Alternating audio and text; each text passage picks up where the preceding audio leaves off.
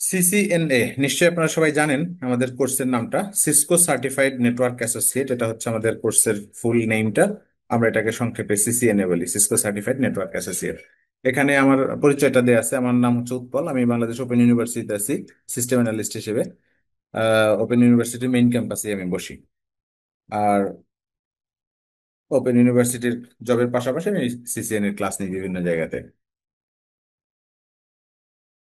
এখানে সিসকো কি ধরনের প্রতিষ্ঠান জাস্ট ছোট করে একটু বলা আছে। সিসকো কি ধরনের প্রতিষ্ঠান দেখেন, সিসকো হচ্ছে আমেরিকান মাল্টি ন্যাশনাল একটা কোম্পানি।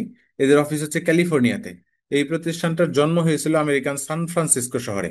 সান ফ্রান্সিসকো, ওই ফ্রান্সিসকো ওয়ার্ডটার শেষ অংশটা নিয়েই প্রতিষ্ঠানটার নাম। ওখানেই জন্ম, ওখানেই একসময় তাদের হেড অফিস ছিল, যদিও এখন তাদের হেড অফিস হচ্ছে ক্যালিফোর্নিয়াতে। এই প্রতিষ্ঠানটার জন্ম 1984-এ।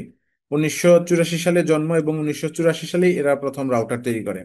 সিসকো প্রথম রাউটার তৈরি করেছিল, এই জন্য সিসকোকে বলা হয় ইনভেন্টর অফ রাউটার্স। এই প্রতিষ্ঠানটা কি কি কাজ করে দেখেন। তারা networking equipment manufacturing, designing, selling এই কাজগুলো করে। তারা নেটওয়ার্ক ইকুইপমেন্ট তৈরি করে, ম্যানুফ্যাকচারার, এগুলো মার্কেটে সেল করে। সারা ওয়ার্ল্ডেই সিসকোর প্রোডাক্টগুলো চলে। আর এই যে নেটওয়ার্ক ইকুইপমেন্ট গুলো তারা তৈরি করে, রাউটার তৈরি করে, সুইচ তৈরি করে, ফায়ারওয়াল তৈরি করে, ওয়াইফাই ডিভাইস তৈরি করে, অটোমেশনের জন্য বিভিন্ন হার্ডওয়্যার, বিভিন্ন সফটওয়্যার তৈরি করে, এরকম অনেক নেটওয়ার্কিং ইকুইপমেন্ট তারা তৈরি করে। আর এই ইকুইপমেন্ট গুলোর উপর এক্সপার্ট ম্যান পাওয়ার তৈরি করে all over the world. Expert man power তৈরি করার জন্যই তাদের কিছু কোর্স আউটলাইন আছে, সিসিএনএ তার মধ্যে একটা। সিসিএনএ হচ্ছে প্রফেশনাল লেভেলে যে কোর্সগুলো করা হয় তার মধ্যে একদম প্রথমটাই হচ্ছে সিসিএনএ। এর আগে আরো কিছু কোর্স আছে যেগুলো আমাদের দেশে আসলে আমরা পড়ি না। স্টুডেন্ট লেভেলেও কিছু পড়াশোনার কোর্স আছে যেগুলো মানে বাইরের দেশগুলোতে যারা নেটওয়ার্কিং এ পড়াশোনা করে বা কম্পিউটার সায়েন্সে পড়াশোনা করে তারা স্টুডেন্ট লাইফে ওই কোর্সগুলো করে ফেলে, ওগুলো ভেন্ডর সার্টিফিকেশন। কিন্তু ওইগুলো কোর্স আমাদের দেশে চলে না। আমাদের দেশে হচ্ছে সিসকোর যে কোর্সগুলো চলে সিসিএনএ থেকে শুরু, এরপরে সিসিএনপি, সিসিআইই, আপার লেভেলে এই কোর্সগুলো আছে। সিসকো এই প্রোডাক্ট তৈরি করার পাশাপাশি প্রোডাক্ট সার্টিফিকেশন নিয়েও কাজ করে। প্রোডাক্ট সার্টিফিকেশন নিয়ে কাজ করে এবং হচ্ছে ডিভাইসের উপর এক্সপার্ট ম্যান পাওয়ারের উপরেও সার্টিফিকেশন নিয়ে কাজ করে। আমরা যে কোর্সটা করতেছি এই কোর্সটা মূলত হচ্ছে সিসকো আমাদেরকে সার্টিফাই করবে যে আমরা সিসকোর রাউটার, সিসকোর সুইচ, সিসকোর ওয়াইফাই ডিভাইস, অটোমেশন এগুলো সম্পর্কে অভিজ্ঞ। এটা আমাদেরকে সার্টিফাই করবে, এরকম একটা সার্টিফিকেট আমাদেরকে দিবে সিসকো। সিসকো আমাদেরকে সার্টিফিকেট দিবে, তার জন্য আমাদেরকে একটা পরীক্ষা দিতে হবে। আমরা এখানে একটা কোর্স কমপ্লিট করব, কোর্স কমপ্লিট করার পরে আমাদের টার্গেট থাকবে একটা পরীক্ষা দিতে হবে। এই পরীক্ষাটাকে বলা হয় ভেন্ডর এক্সাম। অনলাইনে এই পরীক্ষাটা দেওয়া হয়। পৃথিবীর যেখানে বসেই পরীক্ষা দেন একটা সিলেবাস ফলো করেই পরীক্ষা দিতে হবে, সেই সিলেবাসটাই আমরা এখানে কভার করব। যেখান থেকে আপনি পরীক্ষা দেন সেম সিলেবাসে সারা ওয়ার্ল্ডের সব জায়গা থেকেই পরীক্ষা হবে। এখানে পরীক্ষা সম্পর্কে কিছু ইনফরমেশন আছে দেখেন। এই পরীক্ষার কোড নাম্বার হচ্ছে 200301। এটা হচ্ছে পরীক্ষার কোড নাম্বার। আমরা স্টুডেন্ট লাইফে যে পরীক্ষাগুলো দিতাম প্রত্যেকটা সাবজেক্টের বিভিন্ন কোড নাম্বার ছিল, এটা ওই রকম একটা কোড নাম্বার। কিন্তু ওই সাবজেক্টের কোড নাম্বার গুলো ছিল ফিক্সড। বাংলার জন্য একটা কোড নাম্বার, ইংলিশের জন্য একটা কোড নাম্বার, এগুলো ফিক্সড ছিল। এই কোড নাম্বারটা ফিক্সড না, এটা টাইম টু টাইম চেঞ্জ হয়। সিসকো কয়েক বছর পর পর সিলেবাস চেঞ্জ করে। আমরা একটু পরে ফুল সিলেবাসটা দেখবো, কোন সিলেবাসটা আমাদেরকে ফলো করতে হবে, পড়তে হবে, এটা আমরা দেখবো। এই সিলেবাসটা যে আমরা দেখবো এই সিলেবাসটা ফিক্সড না, এটা কয়েক বছর পর পর আপডেট হয়, চেঞ্জ হয়, ফুল সিলেবাসটা চেঞ্জ হয়ে যায়। কিছু কিছু টপিকস আপডেট হয়, এরকম ঘটনা মাঝে মাঝে হয়। তো যখন ফুল সিলেবাসটা চেঞ্জ হয় তখন এই কোড নাম্বারটাও চেঞ্জ হয়ে যায়। এইখানে আমরা যে কোডটা দেখতে পাচ্ছি 200301, এটা 2020 সালের 24 ফেব্রুয়ারি থেকে চলতেছে। 2020-এর 24 ফেব্রুয়ারি। এর আগে 200125 ছিল। এই জায়গাটা 301-এর জায়গাতে 125 ছিল, এখন 301। সিসকো সাধারণত 3 থেকে 5 বছর পর পর, মানে 3 বছর পর 5 বছরের মধ্যে সিসিএন এর সিলেবাস আপডেট করে। নর্মালি এটা সিসকোর টেন্ডেন্সি, 3 বছর পর 5 বছরের মধ্যে সিলেবাস আপডেট করে। তো সেই হিসেবে এই সিলেবাস আপডেট করার সময় হয়ে গেছে। গত বছর সিলেবাসে কিছু আপডেট আসছে, কোড নাম্বারটা চেঞ্জ হয়নি, জাস্ট 2-3টা টপিকস নতুন করে অ্যাড হয়েছে। 2-3টা টপিকস অ্যাড হওয়াতে সিলেবাসটা আর কোড নাম্বারটা চেঞ্জ হয়নি, কোড নাম্বার যা ছিল তাই আছে। কয়েকটা নতুন টপিকস অ্যাড হয়েছে, এই টপিকস গুলো আমাদের পড়তে হবে। যেহেতু ফুল সিলেবাসটা চেঞ্জ হয় নাই এই জন্য কোড নাম্বারটা চেঞ্জ হয় নাই, কোড নাম্বার যা ছিল তাই আছে। পরীক্ষাতে আমাদের টোটাল 1000 নম্বরের কোশ্চেন ফেস করতে হবে। এইটা ফিক্সড, এটা কখনো চেঞ্জ হয় না। 1000 নম্বর, এই 1000 নম্বরের জন্য 102টা মতো কোশ্চেন ফেস করতে হবে, এই জিনিসটাও ফিক্সড না, এটাও টাইম টু টাইম চেঞ্জ হয়।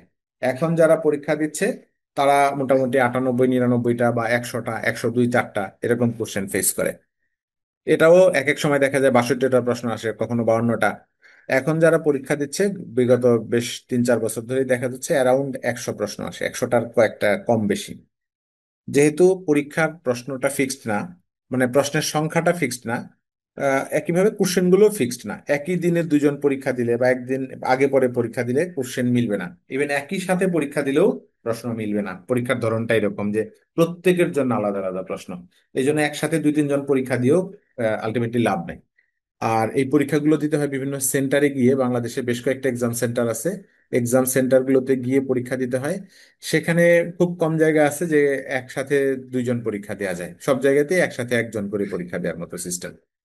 একসাথে একাধিক লোক পরীক্ষা দিয়ে কোনো লাভ নেই, কারণ হচ্ছে কারো প্রশ্ন কারোর সাথে মিলবে না, প্রত্যেকের প্রশ্ন আলাদা আলাদা হবে। 102টা প্রশ্ন বা ধরেন 100টা প্রশ্ন থাকলো, এই 100টা প্রশ্নের জন্য মার্কস হচ্ছে 1000। প্রত্যেকটা কোশ্চেনে মার্কস সমান এমন না।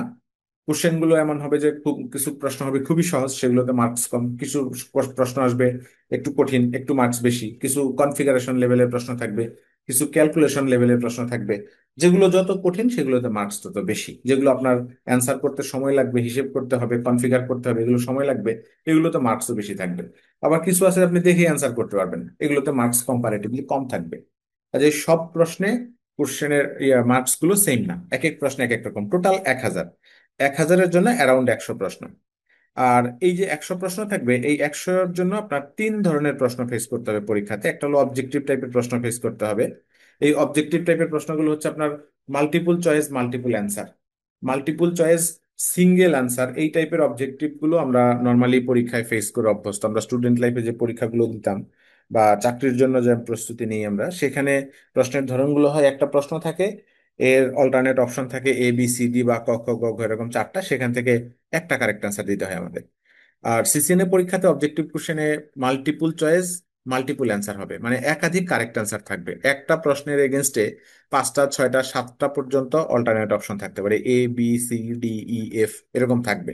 সেখানে দেখা যেতে পারে যে আপনার 3টা কারেক্ট অ্যান্সার আছে, 2টা কারেক্ট অ্যান্সার আছে। যে কয়টা কারেক্ট অ্যান্সার আছে আপনাকে সবগুলো কারেক্ট অ্যান্সার টাচ করতে হবে। একটা কোশ্চেনে ধরেন 6টা অপশন আছে, তার মধ্যে 2টা কারেক্ট অ্যান্সার। যে 2টা কারেক্ট অ্যান্সার ওই 2টাই আমাদেরকে অ্যান্সার করতে হবে। ওখানে আমি একটা দিতে পারলাম আর একটা পারলাম না, বা 2টাই দিলাম, একটা কারেক্ট হলো একটা ভুল হলো, এরকম ক্ষেত্রে কোনো পার্শিয়াল মার্কস হওয়ার সুযোগ নেই। আপনি একটা কোশ্চেনে যে কয়টা কারেক্ট অ্যান্সার আছে সবগুলোই দিবেন, যদি দিতে পারেন ওই কোশ্চেনের জন্য নির্ধারিত মার্কসটা পাবেন। আর যদি যে কয়টা কারেক্ট অ্যান্সার আছে সেগুলো দিতে না পারেন, তাহলে ওই কোশ্চেনে 0 মার্কস কাউন্ট হবে। এইগুলো কোশ্চেনের জন্য কোনো পার্শিয়াল মার্কস কাউন্ট হবে না। আবার ভুল করলে কোনো নেগেটিভ মার্কিংও হবে না। অবজেক্টিভ টাইপের যে কয়টা প্রশ্ন থাকবে এই কয়টার জন্য এই নিয়ম যে এখানে কোনো পার্শিয়াল মার্ক নাই, কোনো নেগেটিভ মার্কিং নাই। একটা কোশ্চেনে যা আছে আপনি তাই পাবেন যদি কারেক্ট অ্যান্সার দিতে পারেন, না হলে 0। এই ধরনের প্রশ্ন থাকবে সবচেয়ে বেশি অবজেক্টিভ টাইপের প্রশ্ন। ধরেন আপনার যদি 100টা প্রশ্ন থাকে, তাহলে 100টার মধ্যে দেখা যাবে 80টা প্রশ্নই হবে অবজেক্টিভ। কাজে এই প্রশ্নগুলো প্রচুর পড়তে হবে, আমাদের প্রচুর অবজেক্টিভ প্রশ্ন পড়তে হবে। থিওরিটিক্যাল প্রশ্ন এখান থেকে থাকবে, তারপরে ম্যাথমেটিক্যাল কিছু ক্যালকুলেশন আছে আমরা শিখবো, সেগুলো কনফিগারেশন লেভেল থেকে কিছু প্রশ্ন থাকবে অবজেক্টিভ আকারে, সেগুলো আমাদের শিখতে হবে। অবজেক্টিভ টাইপের প্রশ্নগুলো সবচেয়ে বেশি, মোটামুটি 80টা প্রশ্ন থাকবে অবজেক্টিভ থেকে। এরপরে থাকবে drug and drop. Drug and drop, এই ড্রাগ অ্যান্ড ড্রপ হচ্ছে ম্যাচিং। বাম পাশে একটা কলামে কয়েকটা ওয়ার্ড থাকবে এরকম, এই কলামের ওয়ার্ড গুলোর সাথে এই কলামের ওয়ার্ড গুলো মিল করতে হবে, এগুলো এলোমেলো থাকবে। এখানে ধরেন 4টা ওয়ার্ড দিল, এখানে 4টা ওয়ার্ড দিল, এই 4টা ওয়ার্ডের সাথে এগুলো এলোমেলো করে দেওয়া থাকবে। এই ওয়ার্ডের সাথে এখানে কোনটা মিলে সেই মিল করতে হবে, এই যে এগুলো হচ্ছে ম্যাচিং। আর সিসকোর ভাষায় এগুলো হচ্ছে ড্রাগ অ্যান্ড ড্রপ। এর সাথে এই ওয়ার্ডটার মিল আছে, তাহলে আপনাকে এটা ক্লিক করে টেনে এর উপরে ছেড়ে দিতে হবে। এটাকে ক্লিক করে টেনে এর উপরে ছেড়ে দিতে হবে, এরকম মিল করতে হবে। বাম পাশে ওয়ার্ড গুলো টেনে ডান পাশের ওয়ার্ড গুলোর উপরে বসাতে হবে। সেক্ষেত্রে এমন হবে যে বাম পাশে একটা ওয়ার্ড থাকবে না, ডান পাশে 4টার সাথে 4টা মিলে যাবে। কখনো কখনো এমন হবে বাম পাশে 4টা, ডান পাশে হয়তো 5টা বা 6টা। তাহলে এই 4টার সাথে এখানকার যে 4টা মিলবে আমরা ওই কটা মিল করবো, যেটা মিলবে না যেমন আছে তেমনই থাকবে। কখনো এইখানে বেশি এইখানে কম, বা যে কোনো পাশে কম বেশি হতে পারে। পরীক্ষার সময় এরকম হতে পারে যে এক পাশে 5টা ওয়ার্ড আছে আর এক পাশে 4টা ওয়ার্ড আছে। যাই হোক, যে কটা মিল হবে আমরা ওই কটা মিল করব। মিল না থাকলে ওটা যা আছে তাই থাকবে। এগুলো এরকম যে আপনার যদি এরকম এখানে চারটা ওয়ার্ড, এখানে চারটা ওয়ার্ড, এখানেও চারটা ওয়ার্ড দিলে আপনাকে চারটাই মিল করতে হবে, দুইটা মিল হলো আর দুইটা হলো না, ভুল হলো, তাহলে এখানেও কোনো পার্শিয়াল মার্কিং হবে না, এখানেও কোনো নেগেটিভ মার্কিং হবে না। চারটারে মিল করতে হবে, তাহলে আপনি এই কোশ্চেনে নির্ধারিত মার্কস পাবেন। আদারওয়াইজ এই কোশ্চেনে 0 পাবেন, কোনো নেগেটিভ মার্কিং এখানে হবে না। এই ধরনের প্রশ্ন পরীক্ষাতে থাকবে মোটামুটি 10-12টা, 10-12টা মতো প্রশ্ন থাকবে এই ড্রাগ এন্ড ড্রপ। আর থাকবে সিমুলেশন। সিমুলেশন টাইপের প্রশ্নগুলো খুবই বেশি ইম্পর্টেন্ট, এগুলো তো অনেক বেশি মার্কস থাকে। এগুলো হচ্ছে পরীক্ষার সময় আমাদেরকে রাউটার সুইচ এগুলো কনফিগারেশন করতে হবে পরীক্ষার সময় আমাদেরকে। আমরা এই কনফিগারেশন গুলো শিখবো, আমাদের যে ক্লাসগুলো হবে রেগুলার ক্লাসে আমরা এই কনফিগারেশন গুলো শিখবো। পরীক্ষাতে এগুলো আমাদেরকে কনফিগারেশন করতে বলবে। এখানে এরকম প্রশ্ন হবে যে আমাদেরকে এইখানে একটা রাউটার দিবে, আরো একটা রাউটার দিবে, এই দুইটা রাউটারকে কানেক্ট করে দিবে, এর সাথে একটা ল্যান থাকবে, এখানে একটা সুইচ দিয়ে এখানে কম্পিউটার গুলো থাকবে, এখানে একটা সুইচ দিয়ে এখানে কম্পিউটার গুলো থাকবে। দেন আমাদেরকে বলবে এখানকার একজন ইউজার এই জায়গার একজন ইউজারের সাথে এই টাইপের একটা কমিউনিকেশন করতে চাচ্ছে, বাট হচ্ছে না। বলবে এরকম যে নেটওয়ার্ক অ্যাডমিনিস্ট্রেটর কাজ করেছে, কিন্তু ইউজার এখান থেকে এখানে একটা ডাটা পাঠাতে চায়, এটা হচ্ছে না। তখন আমাদেরকে এখানে এখানে সুইচে রাউটারে বলে দিবে কোথায় প্রবলেম আছে, বা কোথায় কনফিগার করতে হবে, কোন ডিভাইসে কনফিগার করতে হবে, এটা আমাদেরকে বলে দিবে। অনেক সময় বলে দিবে না, আমাদেরকে খুঁজে বের করে নিতে হবে কি প্রবলেম আছে, খুঁজে বের করে প্রবলেমটা সলভ করতে হবে, সলভ করে টেস্ট করতে হবে যা করতে বলেছিল এটা হয় কিনা, এরকম টেস্ট করতে হবে। এই টাইপের প্রশ্ন যে কয়টা হবে সবই হবে হচ্ছে আপনার আহ ট্রাবল শুট টাইপের, সবই হচ্ছে ট্রাবল শুট টাইপের প্রশ্ন হবে এখানে যে কয়টা প্রশ্ন হবে। অর্ধেক কনফিগারেশন করে দিবে, বাকিটা করতে বলবে, বা ভুল কনফিগারেশন করে দিবে, আমাদেরকে কারেকশন করতে বলবে, এই টাইপের প্রশ্ন হবে। সিমুলেশন টাইপের প্রশ্ন পরীক্ষাতে 3টা থেকে 5টা থাকে, 5টার বেশি থাকে না, 3টা থেকে 5টা। কখনো কখনো এমনও হয় যে সিমুলেশন টাইপের প্রশ্নগুলো টোটালি আসে নাই, একটাও আসে না, এরকমও হয়। এরকমও হয় যে একটাও সিমুলেশন আসে নাই, কিন্তু এই সিমুলেশন টাইপের কোশ্চেন গুলো তখন অবজেক্টিভ আকারে আসে। মানে এই রাউটারে কি কনফিগারেশন করা আছে তার একটা ছবি আমাদেরকে দিবে, ছবি দিয়ে সেখান থেকে আমাদেরকে প্রশ্ন করবে যে এখানে কি করা আছে, বা কোনটা ভুল আছে, বা ভুল সংশোধনের জন্য নিচের কোন কমান্ড গুলো ইউজ করতে হবে, এবিসিডি তে অপশন দেওয়া থাকবে, সেখানে কোন কমান্ড দিলে ভুলটা সংশোধন হবে, সেগুলো আমাদেরকে সিলেক্ট করতে হবে। এই সিমুলেশন টাইপের প্রশ্নগুলো যদি পরীক্ষাতে থাকে তাহলেই বরং ভালো, আপনি কনফিগারেশন করে টেস্ট করতে পারবেন যে আপনার এটা ঠিক হলো কি হলো না। কিন্তু সিমুলেশন টাইপের এই প্রশ্নগুলো যদি পরীক্ষাতে থাকে তাহলেই কম্পারেটিভলি বেটার।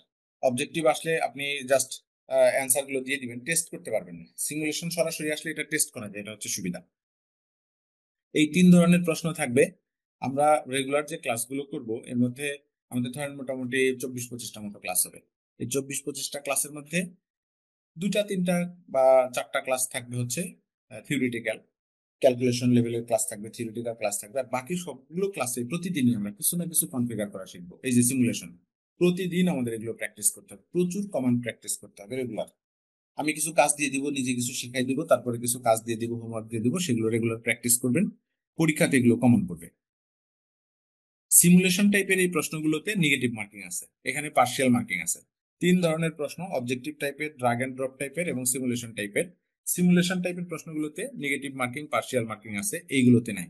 যেমন একটা সিমুলেশনে হয়তো 30 মার্কস থাকলো, এই 30-র মধ্যে আপনি নিয়ম কানুন ঠিক মতো ফলো করলেন না, তাহলে এখানে কিছু নেগেটিভ মার্কিং হতে পারে, 4 5 10 নেগেটিভ হয়ে যেতে পারে। আপনি সব ঠিকঠাক মতো করলেন কিন্তু রুল প্রপারলি ফলো করেন নাই, এই জন্য এমন হতে পারে যে আপনার কিছু মার্কস নেগেটিভ হয়ে গেল। এগুলোতে কিন্তু সেটা নেই, এগুলোতে যা আছে তাই পাবেন অথবা 0। এখানে আবার এমন হতে পারে যে সব ঠিকঠাক হলেও আপনি 4 5 নম্বর কম পেলেন, কারণ আপনি কিছু রুলস ব্রেক করেছেন, যা করতে বলেছে সবই করলেন কিন্তু রুলস ব্রেক করার কারণে নেগেটিভ মার্কিং হতে পারে এখানে। এই পরীক্ষার ডিউরেশন হচ্ছে 2.5 ঘন্টা, একটানা 2.5 ঘন্টা পরীক্ষা হবে, অনলাইনে পরীক্ষা হবে। এটা আপনার যারা নেটিভ ইংলিশ স্পিকার তাদের জন্য 2 ঘন্টা। আপনি যদি বাংলাদেশে বসে পরীক্ষা দেন 2.5 ঘন্টা সময় পাবেন, কিন্তু ইউরোপ আমেরিকাতে গিয়ে পরীক্ষা দিলে আপনি 2 ঘন্টা সময় পাবেন। যেহেতু আমরা নেটিভ ইংলিশ স্পিকার না, প্রশ্ন ইংলিশে হয়, এই জন্য আমাদের জন্য 30 মিনিট সময় বেশি। আর এই পরীক্ষাতে পাশ করার জন্য 825 নম্বর পেতে হবে। 1000 নম্বরের পরীক্ষা, এই পরীক্ষাতে পাশ করার জন্য 825 পেতে হবে। এখন পরীক্ষার যে রেজাল্ট শিটটা আসে, এই রেজাল্ট শিটের রেজাল্টটা মার্কস আকারে দেখায় না, পার্সেন্টেজ আকারে দেখায়। ঠিক আছে, এরকম সংখ্যা হিসেবে দেখায় না, পার্সেন্টেজ আকারে দেখায়। রেজাল্ট শিটটা দেখাবো কেমন দেখায়। আর পরীক্ষা দিয়ে পাশ করলে আপনি যে সার্টিফিকেটটা পাবেন, এই সার্টিফিকেটের ভ্যালিডিটি হচ্ছে পরীক্ষার দিন থেকে পরবর্তী 3 বছর। আপনাকে 3 বছরের মধ্যেই অন্য কোনো না কোনো একটা পরীক্ষা দিয়ে আবার পাশ করতে হবে এই সার্টিফিকেটটাকে রিনিউ করার জন্য। আপনি যদি এই 25 সালে পরীক্ষা দেন, আপনি ধরেন 25 সালের ডিসেম্বরে পরীক্ষা দিলেন, তাহলে 26, 27, 28 সালের ডিসেম্বরে গিয়ে আপনার সার্টিফিকেট এক্সপায়ার হবে। 28 সালের ডিসেম্বরের আগেই আপনাকে সিসকোর কোনো না কোনো একটা পরীক্ষা দিয়ে সার্টিফিকেটটাকে রিনিউ করতে হবে, পরীক্ষা দিতে হবে এবং ওই পরীক্ষাটাতে পাশ করতে হবে। এখন এই প্রেজেন্টেশনটার উপরে যদি কারো কোনো প্রশ্ন থাকে বলতে পারেন, পরীক্ষা পদ্ধতি নিয়ে যদি কারো জানার কিছু থাকে।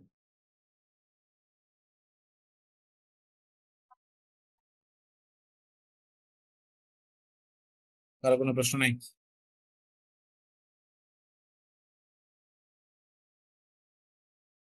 আচ্ছা, তাহলে আমরা পরের পেজে যাই। পরের পেজে আছে হচ্ছে সিসিএনএ সিলেবাস, আমাদেরকে কি কি পড়তে হবে। এখানে টোটাল 6টা চ্যাপ্টার আমাদেরকে ফেস করতে হবে। 6টা চ্যাপ্টার ভালো করে পড়তে হবে, প্রত্যেকটা চ্যাপ্টার থেকেই কোশ্চেন থাকবে।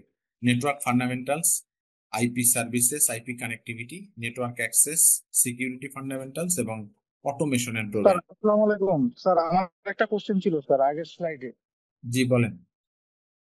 স্যার এই আপনি যে সিমুলেশন গুলোর কথা বলেন, এটা কি প্যাকেট ট্রেজারে হবে নাকি লাইভ ডিভাইস প্যাকেট ট্রেসারে। হবে? হ্যাঁ, আহ, প্যাকেট ট্রেসারের ঠিক লেটেস্ট ভার্সন আছে কিন্তু প্র্যাকটিস স্যার, করবে, এবং thank পরীক্ষাতেও আপনাকে প্যাকেট ট্রেসারের কনসোলটাই দিবে সিসিএনএ পরীক্ষার সময়। you. জি স্যার, বুঝতে পারছি। ওকে। আচ্ছা, জি সিলেবাসটা স্যার, আসসালামু আমরা আলাইকুম। একটু ডিটেলস দেখবো একটা পিডিএফ ফাইল থেকে, এই ফাইলটা থেকে।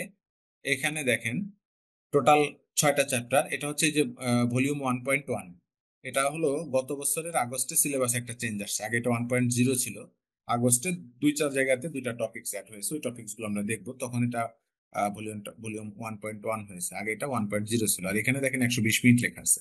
ঠিক আছে, 120 মিনিট লেখা আছে, কিন্তু বাংলাদেশ থেকে পরীক্ষা দিলে আমরা 2.5 ঘন্টা সময় পাবো। 6টা চ্যাপ্টার করতে হবে। দেখেন প্রথম চ্যাপ্টার নেটওয়ার্ক ফান্ডামেন্টালস, এখান থেকে 20% মার্কস থাকবে, মানে 1200 মার্কস থাকবে এখান থেকে। তারপরে পরের চ্যাপ্টার নেটওয়ার্ক অ্যাক্সেস, এখান থেকে 20%, আরো 200 এখান থেকে থাকবে। তারপরের চ্যাপ্টারটা হচ্ছে আইপি কানেক্টিভিটি, এখান থেকে থাকবে 250। তারপরে আইপি সার্ভিসেস, এখান থেকে 100। সিকিউরিটি ফান্ডামেন্টালস, এখান থেকে থাকবে 150, চ্যাপ্টার 5। লাস্ট চ্যাপ্টার হচ্ছে চ্যাপ্টার 6, অটোমেশন এন্ড প্রোগ্রামেবিলিটি, এখান থেকে থাকবে 100 মার্কস। এই টোটাল 6টা চ্যাপ্টার কোন জায়গা থেকে কত মার্কস থাকবে এটা এখানে দেয়া আছে, মানবন্টনটা দেয়া আছে। এবং আপনি যখন পরীক্ষা দিবেন, পরীক্ষা দিয়ে যে রেজাল্ট শিট পাবেন, পরীক্ষা দেওয়ার সাথে সাথেই রেজাল্ট পাওয়া যায়। আপনি একটা মার্কশিট পেয়ে যাবেন সাথে সাথে, সার্টিফিকেটটা আসতে কয়েকদিন সময় লাগবে। সার্টিফিকেট সফট কপি ইমেল করে পাঠাবে। আগে হার্ড কপি পাঠাতে, এখন আর হার্ড কপি দেয় না, হার্ড কপি নিতে হলে আলাদা পেমেন্ট করতে হয়। এই হলো রেজাল্ট শিট। পরীক্ষা দিয়ে যখন আপনি পাশ করবেন, রেজাল্ট আগে যেমন মার্কস লেখা থাকতো, পাস লেখা থাকতো, মার্কসটাও লেখা থাকতো কত, এখন আর মার্কসটা লেখা থাকে না, রেজাল্ট পাস ফেল এটা লেখা থাকে। আর হচ্ছে কোন চ্যাপ্টার থেকে কত পার্সেন্ট মার্কস পেয়েছেন এটা লেখা থাকবে, এরকম পার্সেন্টেজ আকারে। ঠিক আছে, টোটাল কত পার্সেন্ট মার্কস পেয়েছেন এটাও লেখা থাকবে না, জাস্ট রেজাল্ট লেখা থাকবে পাস। আর হচ্ছে চ্যাপ্টার ওয়াইজ কত পার্সেন্ট পেয়েছেন কোন চ্যাপ্টার থেকে এটা উল্লেখ থাকবে। এইভাবে হচ্ছে রেজাল্ট শিট আসবে, এটা সাথে সাথে পেয়ে যাবেন পরীক্ষা দেওয়ার কয়েক সেকেন্ডের মধ্যে। পরীক্ষার ধরনটা এরকম যে আপনি যখন পরীক্ষা শুরু করবেন, একটার পর একটা প্রশ্ন আসতে থাকবে। মানে আপনার ধরেন 100টা প্রশ্ন ফেস করতে হবে, আপনি 100টা প্রশ্ন একসাথে দেখতে পারবেন না, স্ক্রল করে আপ ডাউন করতে পারবেন না। একটার পর একটা প্রশ্ন আসবে। আপনার এইদিকে হচ্ছে কোশ্চেন কাউন্টার থাকবে, এইদিকে টাইম কাউন্টার থাকবে, আর এইদিকে একটা নেক্সট বাটন থাকবে। আপনি একটা করে কোশ্চেন অ্যান্সার করবেন, নেক্সট বাটন চাপবেন, সামনের কোশ্চেনটা আসবে। কোনো কোশ্চেন স্কিপ করে যাওয়া যাবে না, স্কিপ করে গেলে ওই কোশ্চেনটা আর আপনি পাবেন না। প্রত্যেকটা কোশ্চেন যখন যে কোশ্চেন স্ক্রিনে থাকবে তখন সেটা অ্যান্সার করবেন, নেক্সট চাপবেন, পরের কোশ্চেনটা আসবে। একটা কোশ্চেন যতক্ষণ স্ক্রিনে আছে আপনি দেখতে পারবেন, যতক্ষণ ইচ্ছা দেখতে পারেন, কিন্তু নেক্সট বাটন চেপে পরের পেজে চলে গেলে আর ব্যাক করার সুযোগ নেই। ঠিক আছে, কাজেই যতক্ষণ স্ক্রিনে আছে ততক্ষণ দেখে চিন্তা করে অ্যান্সার দিতে হবে। পরের পেজে চলে যাওয়ার পরে মনে হলো যে এটা বি অ্যান্সার, আমি ভুলে সি দিলাম, এটা আর চেঞ্জ করার কোনো সুযোগ থাকবে না। সিসি। আচ্ছা, কোনো নেগেটিভ মার্কিং আছে? হ্যাঁ, নেগেটিভ মার্কিং আছে, আমি বলেছি যে অবজেক্টিভ টাইপের কোশ্চেন এবং ড্রাগ এন্ড ড্রপ কোশ্চেনে কোনো নেগেটিভ মার্কিং নাই, সিমুলেশনে নেগেটিভ মার্কিং আছে। টোটাল ধরেন 100টা প্রশ্ন থাকবে, 100 নম্বর কোশ্চেন অ্যান্সার করার পরে এই নেক্সট বাটনটা ফিনিশ হয়ে যাবে, ফিনিশ বাটন হবে। ফিনিশ ক্লিক করলে আপনার এক্সাম শেষ, সাথে সাথে আপনি রেজাল্টটা জানতে পারবেন। এবং ওই যে যেরকম একটা মার্কশিট দেখলাম, ওই মার্কশিট আপনি সাথে সাথে প্রিন্টেড পেয়ে যাবেন। তখনই এক্সাম সেন্টার আপনাকে ওইটা সিল টিল দিয়ে রেডি করে দিবে, রেজাল্ট সাথে সাথেই জানা যাবে। এবার আমরা একটু আচ্ছা, এক্সাম পরীক্ষাটা দিলে মানে কি পরিমাণ টাকা খরচ হয়? 3,000 38,000 টাকা মতো লাগে এখন, $305, ইউএস ডলার। ডলারকে $300। বাংলাদেশি কারেন্সিতে কনভার্ট করে তারপরে এক্সাম সেন্টারের ফি টি এগুলো দিয়ে মোটামুটি 38,000 টাকা মতো লাগে। আচ্ছা, প্রথম চ্যাপ্টার নেটওয়ার্ক ফান্ডামেন্টালস, এখান থেকে 200 মার্কস থাকবে। এখানে দেখেন কি কি পড়তে হবে, ভাগ করা আছে সেকশন গুলো। প্রথম সেকশনটা আছে হচ্ছে explain the role and function of network components. এখানে আমাদের পড়তে হবে বিভিন্ন নেটওয়ার্ক ইকুইপমেন্ট সম্পর্কে, আমাদের router, layer two layer switch, next generation firewall, access point, controller, end point device, server, PoE technology, এগুলো কি? এগুলো হচ্ছে বিভিন্ন ডিভাইসের বিভিন্ন কম্পোনেন্টের রোল এন্ড ফাংশন। 1.1-এ আমাদের এটা পড়তে হবে। তারপরে চ্যাপ্টার 2-তে আছে হচ্ছে নেটওয়ার্ক টপোলজি নিয়ে পড়াশোনা। নেটওয়ার্ক টপোলজি নিশ্চয়ই আপনারা এই টার্মটার সাথে পরিচিত। তো এখানে আমাদের পড়তে হবে 2 টায়ার নেটওয়ার্ক টপোলজি কি, 3 টায়ার টপোলজি কি, তারপরে স্পাইন এন্ড লিফ কাকে বলে, ওয়ান টেকনোলজি, ছোট একটা অফিসে বা বাসায় আমরা কি ধরনের নেটওয়ার্ক ব্যবহার করি এবং সেখানে কি টাইপের নেটওয়ার্ক ইকুইপমেন্ট আমরা ইউজ করি, অন প্রিমিসেস অ্যান্ড ক্লাউড। এই টার্মটা হচ্ছে যে কিছু কিছু ক্ষেত্রে আমরা ডিভাইস মার্কেট থেকে কিনে বাসায় নিয়ে আসি বা অফিসে নিয়ে এসে ব্যবহার করি, হার্ডওয়্যারটা কিনে নিয়ে আসি, তখন আমরা এটাকে বলি অন প্রিমিসেস। আবার অনেক ক্ষেত্রে দেখা যায় যে ডিভাইসটা না কিনে ওর সার্ভিসটা আমরা অনলাইন থেকে ব্যবহার করি, তখন আমরা এটাকে বলি ক্লাউড সার্ভিস, ক্লাউড। কোন সার্ভিসটাকে আমরা বলবো প্রিমিসেস আর কোনটাকে বলবো ক্লাউড, এগুলো আমাদের এখানে জানতে হবে। একই ডিভাইসের ক্ষেত্রে দেখা যায় যে অন প্রিমিসেস করা যায়, আবার ক্লাউডও করা যায়। কখন আমরা অন প্রিমিসেস করি, কখন ক্লাউড করি, কোনটার কি সুবিধা অসুবিধা, এগুলো নিয়ে আমাদের পড়াশোনা আছে 1.2, চ্যাপ্টার 1.2। তারপরে আছে হচ্ছে physical interface and cabling type. বিভিন্ন ধরনের কেবল নিয়ে আমাদের পড়াশোনা আছে, যেমন এখানে আমাদের কপার ওয়্যার নিয়ে পড়াশোনা আছে। কপার ওয়্যারের মধ্যে আমাদের আছে কোএক্সিয়াল কেবল, ইউটিপি কেবল, তার মধ্যে অপটিক্যাল ফাইবার আছে, ওই কপারের পরে অপটিক্যাল ফাইবার আছে, এরপরে আবার আরেকটা মিডিয়া আছে ওয়্যারলেস মিডিয়া, সেটা নিয়ে আমাদের পড়াশোনা আছে। এখানে হচ্ছে কেবল নিয়ে পড়াশোনা। আবার কেবল লেস বা ওয়্যারলেস নিয়েও পড়াশোনা আছে। কেবলের মধ্যে আমাদের কপার ওয়্যার আছে আর অপটিক্যাল ফাইবার আছে। কপার ওয়্যারের আবার 2টা টাইপ আছে, ওই যে বললাম কোএক্সিয়াল এবং হচ্ছে ইউটিপি, টুইস্টেড পেয়ার।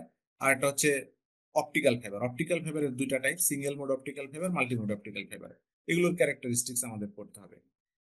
দুটার মধ্যে পার্থক্য কি, কখন আমরা সিঙ্গেল মোড ইউজ করব, কখন মাল্টি মোড ইউজ করব।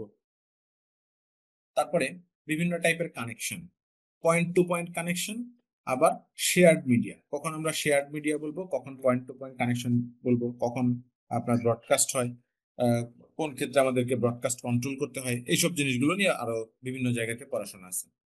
এরপরে আছে হচ্ছে ইন্টারফেস অ্যান্ড কেবল ইস্যু। এখানে আছে কলিশন, ডাটা কলিশন হয়, এরর হয়, ডুপ্লেক্স মিসম্যাচ হয়, কোনোটা হাফ ডুপ্লেক্স, কোনোটা ফুল ডুপ্লেক্স, কোনোটা সিমপ্লেক্স। এখন একটা হাফ ডুপ্লেক্স একটা ফুল ডুপ্লেক্স ডিভাইসকে যদি আমরা কানেক্ট করি তাহলে কি হবে, সেক্ষেত্রে কমিউনিকেশনটা কিভাবে হবে। স্পিড নিয়ে পড়াশোনা আছে। আমরা একটা ডিভাইসে, ধরেন এটা একটা রাউটার, এই রাউটারের একটা পোর্টের স্পিড হলো 1000 Mbps, একে একটা সুইচের সাথে কানেক্ট করে দিলাম, এই সুইচের পোর্টের স্পিড হলো 100 Mbps। তাহলে এইখানে ডাটা কমিউনিকেশনে কত স্পিড হবে, এটা কে কন্ট্রোল করবে, রাউটার কন্ট্রোল করবে না সুইচ কন্ট্রোল করবে, কিভাবে কন্ট্রোল হবে, এই জিনিসগুলো নিয়ে আমাদের পড়াশোনা আছে। তারপরে আছে বিভিন্ন প্রোটোকল নিয়ে পড়াশোনা, transmission control protocol, UDP, user datagram protocol. এই 2টা প্রোটোকল ছাড়া আরো অনেক প্রোটোকল নিয়ে আমাদের পড়াশোনা আছে, এখানে জাস্ট 2টার কথা বলেছে। এগুলো আমাদের বিভিন্ন সময় চাকরির পরীক্ষাতেও আসে, টিসিপি ইউডিপি প্রোটোকলের মধ্যে পার্থক্য লিখতে আসে, আমরা চাকরি ভাইবা দিতে যাই তখন এগুলো জিজ্ঞেস করে। এগুলো আমরা এখানে পড়ে ফেলবো, আমাদের চাকরির পরীক্ষার একটা প্রিপারেশন হয়ে যাবে মোটামুটি এই কোর্সে। IP ভার্সন 4, এটার কি ধরনের অ্যাড্রেস এবং এর সাবনেটিং ক্যালকুলেশন শিখতে হবে আমাদের। Private IPv4 address, public IPv4 address, এগুলো নিয়ে আমাদের পড়াশোনা আছে। এই যে 1.6, 1.7, এই 2টার উপরে আমাদের মোটামুটি দেখা যাবে 2-3 দিন ক্লাস করতে হবে। ঠিক আছে, আইপি নিয়ে অনেক পড়াশোনা আছে। এখানে আমাদের বলেছে সাবনেটিং, এই সাবনেটিং এর উপরেই আমাদের 2 দিন ক্লাস করতে হবে কমপক্ষে। কমপক্ষে 2 দিন, যদি আপনারা ভালো প্র্যাকটিস করেন 2 দিনে হয়ে যাবে, ভালো প্র্যাকটিস না করলে 2 দিনে হবে না, আরো সময় বেশি লাগবে। এখানে 4 ধরনের ক্যালকুলেশন আছে এই সাবনেটিং এর মধ্যে, সাবনেটিং, সুপারনেটিং, ভিএলএসএন, সিআইডিআর, এরকম 4 ধরনের ক্যালকুলেশন আছে। 4 ধরনের ক্যালকুলেশন করতে আমাদের কমপক্ষে 2 দিন লাগবে যদি আপনারা ভালো করে প্র্যাকটিস করেন। তারপরে প্রাইভেট আইপিভি4 অ্যাড্রেস পড়তে বলেছে। প্রাইভেট আইপিভি4 অ্যাড্রেসের পাশাপাশি পাবলিক আইপিভি4 অ্যাড্রেস নিয়ে আমাদের পড়তে হবে। 1.6 এবং 7 শুধু এইটুকুর উপরেই আমাদের ধরেন মোটামুটি 4টা ক্লাস লেগে যাবে। এই ক্লাসগুলো থিওরিটিক্যাল, আমি বলেছি যে মানে কয়েকটা থিওরিটিক্যাল ক্লাস হবে, এগুলো তার মধ্যে। এরপরে আইপি ভার্সন 1.6 এবং 7 এখানে ছিল। এরপর 1.8 হচ্ছে আইপি ভার্সন 6 নিয়ে পড়াশোনা। নিশ্চয়ই সবাই জানেন যে আইপি ভার্সন 4 এর পাশাপাশি প্যারালালি আইপি ভার্সন 6 ইউজ হচ্ছে বেশ কয়েক বছর ধরে। এখন আমাদের এই আইপি ভার্সন 6 সম্পর্কে জানতে হবে। আইপি ভার্সন 6 এর অ্যাড্রেস গুলো আমরা কিভাবে লিখবো, এগুলোর প্রিফিক্স কিভাবে লিখতে হয়, এগুলো কনফিগারেশন সহ, ঠিক আছে, এগুলো কনফিগারেশন সহ আমাদের প্র্যাকটিস করতে হবে। তারপরে আইপি ভার্সন 6 অ্যাড্রেসের টাইপ। একটু আগে আমরা প্রাইভেট আইপিভি4, পাবলিক আইপিভি4 এরকম অ্যাড্রেস নাম শুনলাম। Public IP address, private IP address, দুই ধরনের আইপি অ্যাড্রেস আছে আইপি ভার্সন 4 এর। আর আইপি ভার্সন 6 এটা তিন ধরনের। এটা হচ্ছে global address, unique local address, link local address. এটাকে বলে global scope address, unique local scope address, আর হচ্ছে লিঙ্ক লোকাল স্কোপ অ্যাড্রেস। এরকম তিনটা টাইপের আইপি অ্যাড্রেস আছে। আর এই আইপি ভার্সন 6 এর অ্যাড্রেসে ইউনিকাস্ট হয়, মাল্টিকাস্ট হয়, অ্যানিকাস্ট হয়। আইপি ভার্সন 4 এ ইউনিকাস্ট হয়, মাল্টিকাস্ট হয়, ব্রডকাস্ট হয়। আইপি ভার্সন 6 এ ব্রডকাস্ট নাই, ব্রডকাস্টের পরিবর্তে একটা সিগন্যাল আছে এখানে অ্যানিকাস্ট। এগুলো আমাদের বুঝতে হবে যে এখানে ব্রডকাস্ট থাকলে কি অসুবিধা, অ্যানিকাস্ট থাকলে কি সুবিধা, ব্রডকাস্টে কি কি সমস্যা হয়, কি কারণে আইপি ভার্সন 6 এ ব্রডকাস্ট নাই, থাকলে কি ঝামেলা হতো, এগুলো আমাদের বুঝতে হবে। তখন আমরা যখন পড়বো তখন এগুলো জেনে নেব। এরপর এখানে একটা ক্যালকুলেশন আছে, ইউআই64 বলে এটাকে, ইথারনেট ইউনিক আইডেন্টিফায়ার। মানে আপনার ল্যান কার্ডে একটা ম্যাক অ্যাড্রেস আছে, প্রত্যেকটা কম্পিউটারের ল্যান কার্ডে একটা করে ম্যাক অ্যাড্রেস আছে। এই ম্যাক অ্যাড্রেস থেকে আইপি ভার্সন 6 এর একটা অ্যাড্রেস জেনারেট করা যায়। কম্পিউটার অটোমেটিক্যালি এটা করে, নেটওয়ার্ক ডিভাইস গুলো অটোমেটিক্যালি করে, রাউটার অটোমেটিক্যালি করে। ম্যাক অ্যাড্রেস থেকে আইপি ভার্সন 6 এর একটা অ্যাড্রেস জেনারেট করে, লিঙ্ক লোকাল স্কোপ অ্যাড্রেস বলে এই অ্যাড্রেসটাকে। এখন ম্যাক অ্যাড্রেস থেকে এই আইপি ভার্সন 6 এর অ্যাড্রেসটা কিভাবে জেনারেট হয়, এই ক্যালকুলেশনটা আমরা শিখবো এখানে 1.9.d তে। পরীক্ষাতে আসবে, সিসিএন এর পরীক্ষাতে আমাদেরকে একটা ম্যাক অ্যাড্রেস দিবে, দিয়ে বলবে এই ম্যাক অ্যাড্রেস থেকে link local scope address generate করলে কি হবে। এবিসিডি তে 4-5টা অপশন দেওয়া থাকবে, সেখান থেকে কারেক্ট অ্যান্সারটা আমাদের টাচ করতে হবে।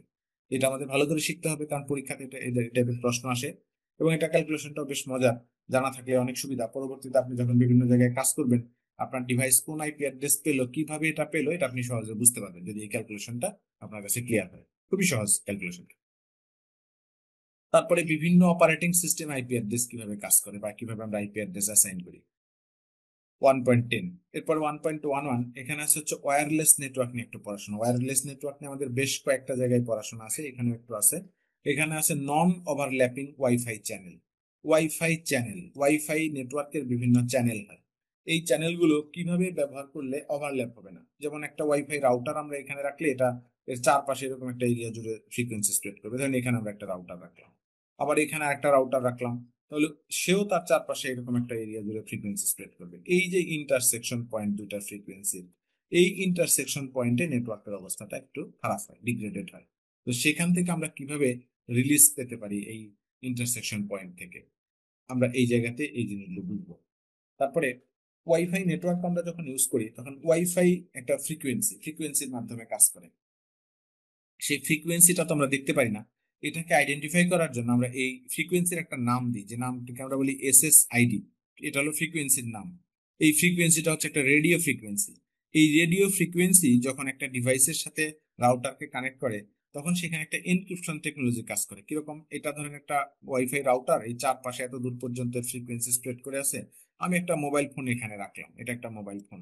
এই মোবাইল ফোন থেকে যদি আমরা এই রাউটারটাতে কানেক্ট হতে চাই, যখন মোবাইল ফোন এই রাউটারকে কানেক্ট করতে চেষ্টা করবে, মোবাইল ফোন তার ওয়াইফাই ল্যান কার্ডটা অন করবে, অন করে একটা SSID সার্চ করে পাবে। এই SSID-র সাথে কানেক্ট হতে চাইলেই রাউটার তার কাছে একটা পাসওয়ার্ড চাইবে। যখন এই মোবাইল ফোন পাসওয়ার্ডটা দিবে, এখান থেকে পাসওয়ার্ডটা ফ্রিকোয়েন্সির মাধ্যমে ওর কাছে যাবে। এখন এখানে একটা হ্যাকার সেই পাসওয়ার্ডটাকে হ্যাক করে ফেলতে পারে, তাহলে সে পাসওয়ার্ডটা জেনে গেলে সে আপনার পারমিশন ছাড়াই আপনার ওয়াইফাইটা ব্যবহার করবে। এটা যাতে না পারে, তার জন্য এখান থেকে যখন পাসওয়ার্ডটা রাউটার পর্যন্ত যাবে, এনক্রিপ্টেড অবস্থায় যাবে, নর্মাল টেক্সটে যাবে না, যাতে হ্যাকার এটা হ্যাক করলেও সে রিড করতে না পারে এখানে কি লেখা ছিল। এখান থেকে এনক্রিপ্টেড হয়ে এখানে যাবে, এই রাউটারটাই এই পাসওয়ার্ডটাকে এনক্রিপ্ট করে এখান থেকে এখানে নিয়ে যাবে, ফ্রিকোয়েন্সির মাধ্যমে যাবে। সেই এনক্রিপশন টেকনোলজি কি কি আছে এটা আমাদের পড়তে হবে 1.1.1.11 তে। এরপর আছে এখানে কিছু ভার্চুয়ালাইজেশন নিয়ে পড়াশোনা, সার্ভার ভার্চুয়ালাইজেশন, কন্টেইনার, ভিআরএফ, এগুলো এক্সপ্লেইন করতে বলেছে, থিওরিটিক্যাল পড়াশোনা। এখানে দেখেন কোথাও বলেছে কনফিগার, কোথাও বলেছে ডেসক্রাইব, কোথাও বলেছে এক্সপ্লেইন, এক একটাতে এক এক রকম। যেগুলো কনফিগার করতে বলেছে এগুলো সব আমাদের কনফিগারেশন প্র্যাকটিস করতে হবে। যেগুলো ডেসক্রাইব এক্সপ্লেইন করতে বলেছে এগুলোতে অনেক জায়গাতে আমাদের কনফিগারেশন করে প্র্যাকটিস করতে হবে। চ্যাপ্টার 1.13, এখানে সুইচ নিয়ে পড়াশোনা, ডেসক্রাইব সুইচিং কনসেপ্ট। সুইচিং কনসেপ্টের মধ্যে আছে যে একটা সুইচের সাথে আমরা অনেকগুলো, আপনি যে শো করতেছে আপনার ওয়ান ইজ ওকে লেখা আছে দেখেন, হ্যাঁ ওকে লিখলেই ওটা চলে যাবে আপনার স্ক্রিন থেকে। হ্যাঁ ও বুঝতে পারছি, ঠিক আছে। আগে ভালো হইতো, কিছুক্ষণ আগে ক্লাস করলাম। আচ্ছা এখানে Mac address table, describe switching concept 1.13। আমরা একটা সুইচ বাজার থেকে কিনে নিয়ে আসি, এই সুইচের সাথে অনেকগুলো ডিভাইস কানেক্ট করে দিই, কম্পিউটার কানেক্ট করি, আইপি ফোন কানেক্ট করি, আইপি ক্যামেরা কানেক্ট করি, বায়োমেট্রিক ফিঙ্গারপ্রিন্ট মেশিন কানেক্ট করি, রাউটার কানেক্ট করি, একটা সুইচের সাথে আরেকটা সুইচও কানেক্ট করি, এরকম অনেকগুলো ডিভাইস কানেক্ট করি। এই সুইচের ভেতরে একটা মেমোরি আছে, র্যাম আছে। সুইচ কি করে, এই যে ডিভাইসগুলো তার সাথে কানেক্টেড এদের প্রত্যেকের ম্যাক অ্যাড্রেস আছে। এই ম্যাক গুলো সে লার্ন করে, এই যে বলেছে ম্যাক লার্নিং, এই ম্যাক গুলো সে লার্ন করে, খুঁজে বার করে, কালেক্ট করে, ম্যাক গুলো কালেক্ট করে তার মেমোরিতে ওই যে র্যাম আছে ওই র্যামে একটা লিস্ট করে, এই লিস্টকে বলে ম্যাক অ্যাড্রেস টেবিল। এখন আমাদের পড়তে হবে এই ম্যাক অ্যাড্রেস টেবিল এখানে যে তৈরি হয়, সুইচ যে ম্যাক গুলো লার্ন করে এখানে কি কি টেকনোলজি আছে, কিভাবে এই সুইচ এই জায়গার কম্পিউটারের ম্যাক অ্যাড্রেস জানতে পারে। এখানে একটা ধরেন আইপি ফোন কানেক্টেড আছে, এটা একটা আইপি ফোন, এই আইপি ফোন থেকে এর ম্যাক অ্যাড্রেসটা সুইচ কিভাবে জানতে পারে, এই ম্যাক লার্নিং আমাদের পড়তে হবে। ম্যাক অ্যাড্রেস টেবিল একটা সুইচের ভেতরে কিভাবে তৈরি হয় এবং সেটাকে আমরা কি করে ম্যানেজ করতে পারি, সুইচ নিজে নিজে কি করে তৈরি করতে পারে, আমরা কিভাবে ম্যানেজ করতে পারি, এগুলো আমরা এখানে পড়বো। সেখানে ফ্রেম সুইচিং, ফ্রেম ফ্লাডিং, এরকম কিছু টার্ম আছে। এইজিং একটা টার্ম আছে, এইজিং, এইজ, এজিই, এইজ, বয়স, এখান থেকে এই টার্মটা আসছে যে এই যে ম্যাক অ্যাড্রেস টেবিল তৈরি হয়, এই ম্যাক টেবিলটা কিছুক্ষণ পর পর রিফ্রেশ হয়, সুইচ অটোমেটিক্যালি কন্টিনিউয়াস এই ম্যাক টেবিলটাকে রিফ্রেশ করতে থাকে। কিছু কিছু ম্যাক অ্যাড্রেস তার টেবিল থেকে মুছে ফেলে, যে কম্পিউটার গুলো আইডেল, কারোর সাথে কমিউনিকেট করতেছে না, তাদের ম্যাক অ্যাড্রেসটা সেখান থেকে মুছে ফেলে। তো সেই আইডেল টাইমটাকে বলে এজিং টাইম, সেটা আমরা কি করে চেঞ্জ করতে পারি, চেঞ্জ না করলে কি হবে, এগুলো আমরা হচ্ছে সুইচের মানে কনফিগারেশন গুলো যখন দেখবো তখন এই টার্ম গুলো আমরা পড়বো। 1.13 চ্যাপ্টার 1 গেল, ওখান থেকে 200 মার্কস। এবার পরবর্তী 200 মার্কস হচ্ছে নেটওয়ার্ক অ্যাক্সেস। এই চ্যাপ্টার মোটামুটি ম্যাক্সিমাম অংশ হলো সুইচ নিয়ে পড়াশোনা। এখানে একটা সুইচে অনেকগুলো কম্পিউটার বা নেটওয়ার্ক ডিভাইস যখন আমরা কানেক্ট করি তখন আমরা এটাকে বলি ল্যান, লোকাল এরিয়া নেটওয়ার্ক। কখনো কখনো একটা ল্যানে আমাদেরকে ভার্চুয়াল ল্যান কনফিগার করতে হয়, একই ল্যানের মধ্যে অনেকগুলো ল্যান ক্রিয়েট করতে হয়, একটা ফিজিক্যাল ল্যানে অনেকগুলো ল্যানে কনভার্ট করতে হয়। যেমন এরকম হয় অনেক সময় যে একটা অফিসে এইচআর ডিপার্টমেন্ট আছে, অ্যাকাউন্টস ডিপার্টমেন্ট আছে, মার্কেটিং ডিপার্টমেন্ট আছে, আইটি ডিপার্টমেন্ট আছে, এরকম 4-5টা ডিপার্টমেন্ট আছে। এই ডিপার্টমেন্টগুলোর মধ্যে এইচআর ডিপার্টমেন্ট মনে করে যে তাদের ডাটাগুলো কনফিডেন্সিয়াল, তাদের ডাটা যাতে অন্যরা না দেখে, তখন এইচআর ডিপার্টমেন্ট আমাদেরকে বলবে যে আমাদেরকে আলাদা নেটওয়ার্ক করে দিতে হবে যাতে অন্য ডিপার্টমেন্টের লোকজন আমাদের কোনো কন্টেন্ট অ্যাক্সেস করতে না পারে। আবার আইটি ডিপার্টমেন্টও তাই চাইবে, অ্যাকাউন্টস ডিপার্টমেন্টও তাই চাইবে। তখন একই অফিসের মধ্যে যখন অনেকগুলো ল্যান করতে হয়, তো অনেকগুলো প্রত্যেকটা ডিপার্টমেন্টের জন্য আলাদা আলাদা সুইচ কিনে নিয়ে এসে ল্যান করতে হবে, এটা ডিফিকাল্ট, এতগুলো সুইচ ম্যানেজ করা, এদের পাওয়ার ম্যানেজ করা মুশকিল হয়। তখন আমরা কি করি, একটা বড় সুইচ কিনে নিয়ে আসি, বড় সুইচের মধ্যেই কম্পিউটার গুলোকে কানেক্ট করে দিই, কানেক্ট করে এইরকম একটা সুইচের সাথে বিভিন্ন পোর্টে কম্পিউটার গুলোকে কানেক্ট করি। এই দুটা পোর্টে এইচআর ডিপার্টমেন্টের কম্পিউটার, দেন এই দুটা পোর্টকে আমরা একটা ভার্চুয়াল সুইচ কনফিগার করে দিই। এই দুটা পোর্টে অ্যাকাউন্টস এর কম্পিউটার আছে, এই দুটা পোর্ট আমরা কনফিগার করে দিই একটা ভার্চুয়াল সুইচ। এরকম আরো দুইটা পোর্টে মার্কেটিং ডিপার্টমেন্টের কম্পিউটার আছে, এই দুটা পোর্টকে আমরা আরেকটা ভার্চুয়াল সুইচে কনভার্ট করে দিই। তখন এদের কাছে মনে হয় যে এই বড় সুইচটা আর নাই, ছোট ছোট 3টা সুইচে তারা কানেক্টেড, একই সুইচেই সবাই কানেক্টেড কিন্তু ভার্চুয়ালি আলাদা আলাদা। এই কনফিগারেশনটা আমরা শিখবো হচ্ছে এখানে চ্যাপ্টার 2-তে। এটাকে বলে ভিল্যান কনফিগারেশন। দেখেন বলেছে যে configure and verify VLAN virtual local area network spanning multiple switches. অনেকগুলো সুইচ নিয়ে আমাদেরকে এই ভিল্যান ম্যানেজমেন্ট শিখতে হবে, 2-3টা সুইচ নিয়ে আমরা শিখবো। তারপরে এই ভিলান কনফিগারেশন যখন করব তখন সুইচের কোনো কোনো পোর্টকে অ্যাক্সেস পোর্ট, কোথাও কোথাও ট্রাঙ্ক পোর্ট কনফিগার করতে হয়।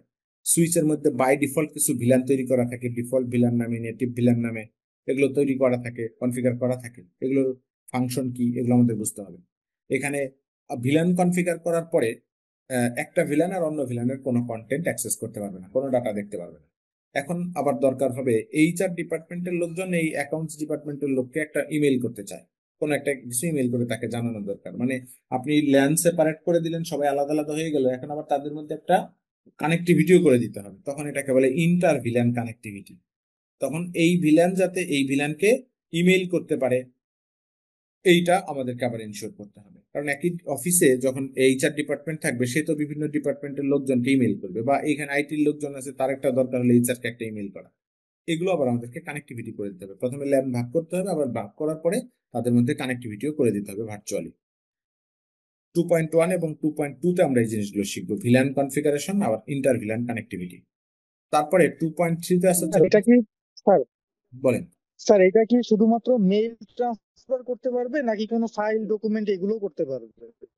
এটা হচ্ছে ওভার দ্য ইন্টারনেট আমরা যে যে কাজগুলো করতে পারি তার সবই করতে পারবে। যেমন আপনি আপনার বাসায় বসে আমাকে ইমেল করতে পারবেন, আমাকে একটা ফাইল পাঠাতে পারবেন। যখন আমরা ইন্টার ভিলান কানেক্টিভিটি করে দিব, তখন একটা ভিলান আরেকটা ভিলানের শেয়ার্ড ফোল্ডার গুলো অ্যাক্সেস করতে পারবে না, শেয়ার্ড প্রিন্টার অ্যাক্সেস করতে পারবে না, কিন্তু ওপেন কন্টেন্ট গুলো অ্যাক্সেস করতে পারবে। যেমন আপনি একটা ফাইল পাঠাতে চান, হ্যাঁ পসিবল। একটা ভিডিও পাঠাতে চান, হ্যাঁ পসিবল। আপনি একটা ইমেল করতে চান, পসিবল। এরকম মানে আপনি যা যা অ্যাক্সেস দিতে চান সেগুলোই অ্যাক্সেস করতে পারবেন। যেমন আপনি আপনার বাসায় বসে, আমি আমার বাসায় বসে ঠিক আছি, আছে, থ্যাংক আপনি আমাকে যা যা পাঠাবেন আমি শুধু সেগুলোই পাবো, কিন্তু আপনার কম্পিউটারের ডি ড্রাইভটা আমি অ্যাক্সেস করতে পারবো না, আমার কম্পিউটারের ডি ড্রাইভ অ্যাক্সেস করতে পারবেন না।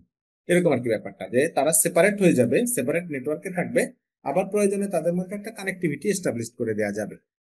ঠিক আছে। জি স্যার, থ্যাংক ইউ স্যার, বুঝতে পারছি।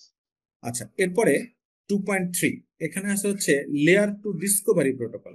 ডিসকভারি প্রোটোকল এই একটা প্রোটোকল, যে প্রোটোকলের মাধ্যমে আমরা একটা ডিভাইসে বসে ওর সাথে কানেক্টেড অন্য আরেকটা ডিভাইস সম্পর্কে কিছু ইনফরমেশন কালেক্ট করি।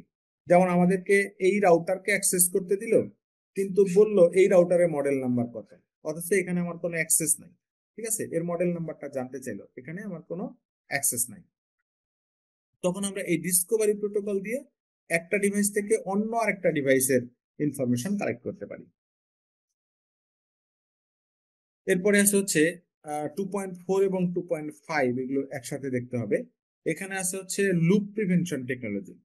নেটওয়ার্কে, সুইচড নেটওয়ার্কে মাঝে মাঝে লুপ হয়। আপনার একটা অফিসেই যখন অনেকগুলো সুইচ থাকবে, অনেক ইউজার, ধরেন আপনার অফিসে 200-400 ইউজার আছে, তখন তার একটা সুইচ দিয়ে হবে না, অনেকগুলো সুইচ থাকবে। অনেকগুলো সুইচের মধ্যে যখন আপনি মাল্টিপল টাইপের কানেক্টিভিটি করবেন, রিডান্ডেন্সি এনশিওর করবেন, তখন এই নেটওয়ার্কে লুপ হওয়ার একটা পসিবিলিটি থাকে।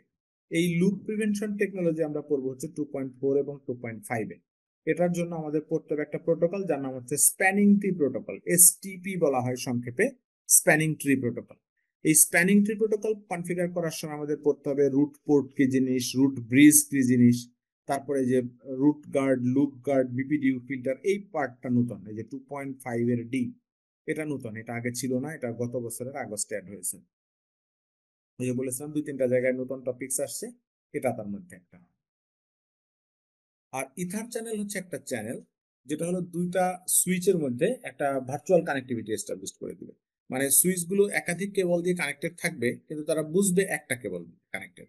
যেমন এটা ধরেন একটা সুইচ, এটা আরেকটা সুইচ। এখন এই দুইটা সুইচের মধ্যে আমরা দুইটা কেবল দিয়ে কানেক্ট করলাম, এই দুইটা কানেকশনকে ভার্চুয়ালি কম্বাইন্ড করে দেওয়া যাবে। কম্বাইন্ড করে দিলে এই দুইটা পোর্ট মিলে একটা ভার্চুয়াল পোর্ট হয়ে যাবে, এই দুইটা পোর্ট মিলে একটা ভার্চুয়াল পোর্ট হয়ে যাবে। তখন এই দুইটা সুইচ মনে করবে তারা একটা কেবল দিয়ে কানেক্টেড। ফিজিক্যালি দুইটা কেবল দিয়ে কানেক্টেড থাকবে, কিন্তু ভার্চুয়ালি তারা একটা কেবল হয়ে যাবে। সুইচ মনে করবে যে একটা কেবল দিয়ে কানেক্টেড। এই ধরনের কনফিগারেশন আমরা অনেক সময় করি। কি জন্য দরকার হয় এরকম? ধরেন এটা আপনার একটা মানে গিগাবিট পোর্টের সুইচ, মানে এর প্রত্যেকটা পোর্টের স্পিড হচ্ছে 1G করে, কিন্তু এই দুইটা সুইচের মধ্যে আপনার একটা 2G কানেক্টিভিটি দরকার, একটা 3G কানেক্টিভিটি দরকার। তখন আপনি 2-3টা কেবল কানেক্ট করে দিলে, 2-3টা কেবল কানেক্ট করে দিয়ে ওদেরকে আবার মার্জ করতে হয়। মার্জ না করলে ব্যান্ডউইথ, ফুল ব্যান্ডউইথটা পাওয়া যাবে না। তখন আপনি 3টা পোর্ট যদি মার্জ করেন, তাহলে 3 পোর্টের ব্যান্ডউইথ যোগ হবে, এক একটা 1G করে, 3টা মিলে 3G হয়ে যাবে কানেকশন। দুইটা যদি মার্জ করেন তাহলে এক একটাতে 1G করে 2G হবে তখন কানেকশন। এইটা আমরা কনফিগারেশন শিখবো 2.4 ইথার চ্যানেলে। স্যার এই জিনিসটা আমরা বুঝি নাই স্যার। আচ্ছা, ঠিক আছে। ধরেন আপনার একটা সুইচ, এই সুইচের প্রত্যেকটা পোর্ট 1G করে, 24টা পোর্ট আছে। এটা আরো একটা সুইচ, এই সুইচেও প্রত্যেকটা পোর্ট 1G করে। এখন এই দুইটা সুইচের মধ্যে আপনার একটা 2G কানেক্টিভিটি দরকার। তাহলে আপনি ধরেন এটা কানেক্ট করে দিলেন, এটা কানেক্ট করে দিলেন, দুইটা কানেক্ট করলেন। যখন দুইটা কানেক্ট করবেন, এই সুইচগুলোর মধ্যে by default spanning tree protocol enable করা থাকে। স্প্যানিং ট্রি প্রোটোকল কি করবে, দুইটা কেবলের মধ্যে যে কোনো একটা কেবলকে, একটা পোর্টকে ডিসেবল করে দিবে। এখানে দুইটা পোর্ট, এখানে দুইটা পোর্ট আছে, দুইটা দিয়ে ডাটা যেতে দিবে না। দুইটা দিয়ে ডাটা গেলে লুপ হওয়ার পসিবিলিটি থাকে। মানে এরকম হয় অনেক সময় যে এখান থেকে ডাটা, এই ধরেন এখানে একটা কম্পিউটার আছে, এটা একটা কম্পিউটার, এটা আরেকটা কম্পিউটার, এই কম্পিউটার থেকে আপনি এই কম্পিউটার ডাটা পাঠাতে চান। এই ডাটাটা এখান থেকে এই কেবল দিয়ে গিয়ে এই দিকে যাওয়ার কথা, কিন্তু না গিয়ে এই দিক দিয়ে এখানে চলে আসে। এই সুইচ আবার এটাকে এখানে পাঠায়, তখন এটা এখানে ঘুরতে থাকে। এই ঘুরতে থাকার প্রবলেমটাকে বলে লুপ প্রবলেম। এই লুপ প্রবলেমকে প্রিভেন্ট করে হচ্ছে স্প্যানিং ট্রি প্রোটোকল। কিভাবে প্রিভেন্ট করে, সে এই যে এই প্রোটোকলটা, সে এই দুইটা কেবলের মধ্যে একটা কেবলকে ডিসেবল করে দেয়। একটা কেবলকে ডিসেবল করে দিয়ে প্রাইমারি সেকেন্ডারি কনফিগার করে দেয়। একটা প্রাইমারি একটা সেকেন্ডারি, এটা দিয়ে ডাটা যাবে, এটা যদি কাটা যায় তখন এটা দিয়ে ডাটা যাবে। তাহলে আপনার যদি দুইটা সুইচের মধ্যে 2G কানেক্টিভিটি দরকার হয়, আপনি দুইটা কেবল কানেক্ট করলে দুইটা কেবল কাজ করবে না, কাজ করবে একটা। তাহলে আপনি কিন্তু 2G কানেক্টিভিটি এখানে পাবেন না। তখন আপনাকে এই কাজটা করতে হবে যে আপনি ফিজিক্যালি দুইটাই কানেক্ট করবেন, কিন্তু এই দুইটা পোর্টকে কম্বাইন করে আপনি একটা পোর্ট বানিয়ে দিবেন লজিক্যালি। এই দুইটা পোর্টকে কম্বাইন করে একটা পোর্ট বানিয়ে দিবেন লজিক্যালি। তখন ফিজিক্যালি দুইটা কেবল কানেক্টেড থাকবে, কিন্তু সুইচ বুঝবে একটা কেবল কানেক্টেড। তখন কি হবে, এই দুই পোর্টের ব্যান্ডউইথটা মার্জ হয়ে যাবে।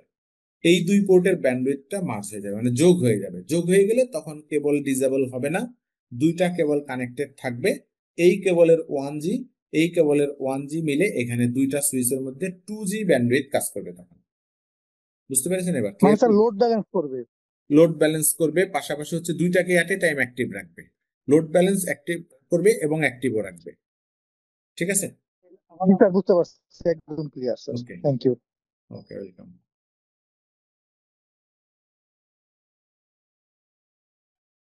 আচ্ছা, এরপরে 2.6789, 2.6, এটা হচ্ছে ওয়্যারলেস নেটওয়ার্ক নিয়ে পড়াশোনা। Describe Cisco architecture and AP mode. Wireless architecture পড়তে হবে এবং ওয়্যারলেস আর্কিটেকচারের অ্যাক্সেস পয়েন্ট মোডটা পড়তে হবে আমাদের। মানে ওয়্যারলেস রাউটার গুলোকে আমরা অ্যাক্সেস পয়েন্ট হিসেবে কনফিগার করতে পারি। আবার অ্যাক্সেস পয়েন্ট আলাদা একটা ডিভাইসও পাওয়া যায় বাজারে, রাউটারও পাওয়া যায়, অ্যাক্সেস পয়েন্টও পাওয়া যায়। দুইটাই ওয়াইফাই ডিভাইস, দুইটার মধ্যে একটু পার্থক্য আছে। কি পার্থক্য আছে প্র্যাকটিক্যালি এগুলো আমরা দেখবো। তারপরে আছে ওয়্যারলেস ল্যান কম্পোনেন্ট। এখানে বলেছে দেখেন ডাব্লিউ ল্যান, আমরা নর্মালি ল্যান এর সাথে পরিচিত, এখন বলবো আমরা এগুলোকে W LAN, wireless LAN. Wireless ল্যানে access point, wireless LAN controller, এগুলো ডিভাইস, বিভিন্ন হার্ডওয়্যার, এদের access mode, trunk mode configuration করতে হবে কানেক্টিভিটির সময়, এলএজি কনফিগারেশন করতে হবে। এরকম বিভিন্ন টার্ম আছে ওয়াইফাই নেটওয়ার্কের ক্ষেত্রে। এখন ওয়াইফাই নেটওয়ার্ক আমরা অফিসগুলোতে ব্যবহার করি, ডাব্লিউ ল্যান কনফিগার করি। ডাব্লিউ ল্যান মানে হচ্ছে, মানে আপনার ধরেন 5 তলা ভবন আছে, পুরো ভবনটাই একটা ওয়াইফাই নেটওয়ার্ক হবে। পুরো ভবনটাই একটা একটা ওয়াইফাই নেটওয়ার্ক, মানে হচ্ছে একটা এসএসআইডি থাকবে। নর্মালি আমরা ওয়াইফাই রাউটার দিয়ে যখন কনফিগার করি, 10টা ওয়াইফাই রাউটার ব্যবহার করলে 10টা এসএসআইডি হয়। কিন্তু যখন আমরা ডাব্লিউ ল্যান করব, তখন এই 10টা ডিভাইস মিলে একটা এসএসআইডি হবে। এই কনফিগারেশন আমরা এখানে শিখবো, প্র্যাকটিক্যালি আমাদের এগুলো দেখতে হবে। তারপরে বলেছে describe network device management access. Network device গুলোকে ম্যানেজমেন্ট লেভেলের অ্যাক্সেস করতে হয় আমাদের। আমরা যারা নেটওয়ার্ক ডিভাইস নিয়ে কাজ করি, আমাদের হচ্ছে ম্যানেজমেন্ট লেভেলের অ্যাক্সেস করতে হয়, ডিভাইসের কনফিগারেশন করতে হয়। সেক্ষেত্রে ম্যানেজমেন্ট লেভেলের অ্যাক্সেস করার জন্য আমরা Telnet, SSH, HTTP, HTTPS, console, মানে বিভিন্ন টার্ম ইউজ করি। এগুলো কোনটা দিয়ে কি কাজ করা যায়, কোনোটা আছে গ্রাফিক্স মোডে, কোনোটা আছে সিএলআই মোডে, কমান্ড লাইন ইন্টারফেস মোডে, কোনোটা জিইউআই মোডে। যেমন এই যে এইচটিটিপি, এইচটিটিপিএস, এগুলো হচ্ছে গ্রাফিক্স মোডে কাজ করে। টেলনেট, এসএসএইচ, কনসোল, এগুলো হচ্ছে সিএলআই মোডে কাজ করে। ঠিক আছে? ক্লাউড ক্লাউড ম্যানেজমেন্ট, ক্লাউডে থাকলে সেগুলোর ম্যানেজমেন্ট কিভাবে করব, এগুলো আমরা পড়বো 2.8-এ। এরপরে ওয়্যারলেস ল্যান যখন আমরা গ্রাফিক্যাল মোডে কনফিগার করি, সেক্ষেত্রে আপনার ওয়্যারলেস ল্যান ক্রিয়েট করা, এগুলোর সিকিউরিটি এনশিওর করা, কোয়ালিটি অফ সার্ভিস এনশিওর করা, অ্যাডভান্স লেভেলের কি কি সেটিং এখানে করা যায় 2.9-এ আমাদের এগুলো দেখতে হবে।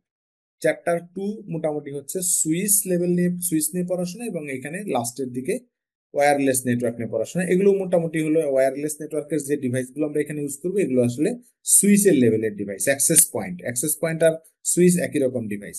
সুইচ হচ্ছে কেবল দিয়ে কানেক্ট করে, আর অ্যাক্সেস পয়েন্ট ফ্রিকোয়েন্সি দিয়ে কানেক্ট করে, আর বাকি সব ক্যারেক্টারিস্টিক্স দুটার মোটামুটি সেম।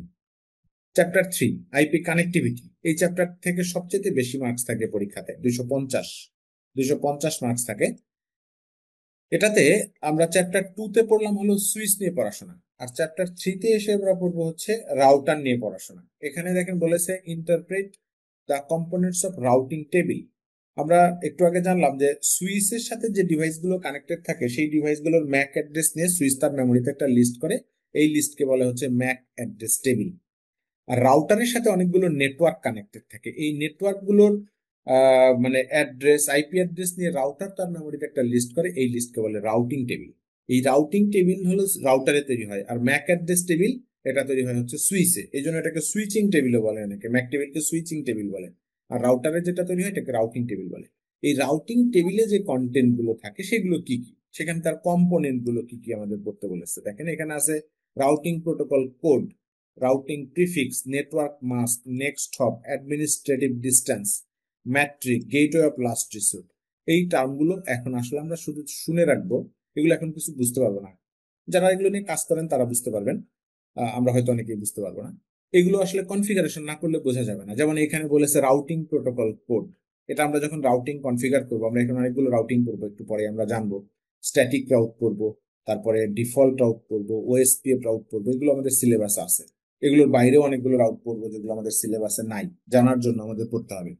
প্রত্যেকটা রাউটিং প্রোটোকলের আলাদা আলাদা কোড আছে, সেই কোডগুলো আমাদের জানতে হবে। সিসিএনএ পরীক্ষায় প্রশ্ন আসবে, একটা রাউটারের কনফিগারেশন কি করা আছে সেটা স্ক্রিনশট আমাদের দিবে, দিয়ে জিজ্ঞেস করবে এখানে কোন রাউটিং প্রোটোকল কনফিগার করা আছে। এখানে একটা ডাটা এই রাউটারের কাছে আসলে ডাটাটা কোন দিকে যাবে, যেমন এইখানেই বলেছে চ্যাপ্টার 3.2, এখানে determine how a router makes forwarding decision by default. মানে একটা রাউটার, এর সাথে এইদিকে একটা ল্যান কানেক্টেড, এইদিকে একটা ল্যান কানেক্টেড, এইদিকে একটা আইএসপি কানেক্টেড, এইদিকে আরো একটা আইএসপি কানেক্টেড। এখন এই রাউটারের কাছে এই দিক থেকে কোন একটা ডাটা আসলো, এই ডাটাটা কোন দিকে যাবে, রাউটারের ডিসিশনটা কি করে নিবে, এটা বোঝার জন্য রাউটারের ভেতরে একটা রাউটিং টেবিল থাকবে। এই রাউটিং টেবিলের মধ্যে যে ইনফরমেশন থাকবে সেগুলোর সাথে এটা সে ম্যাচ করাবে, এগুলো লংগেস্ট প্রিফিক্স ম্যাচ। এটা যে আইপিতে যেতে চায় তার কোন ইন্টারফেসের সাথে সেই আইপির ইনফরমেশনটা মিলে যায়, এগুলো সে ম্যাচ করাবে।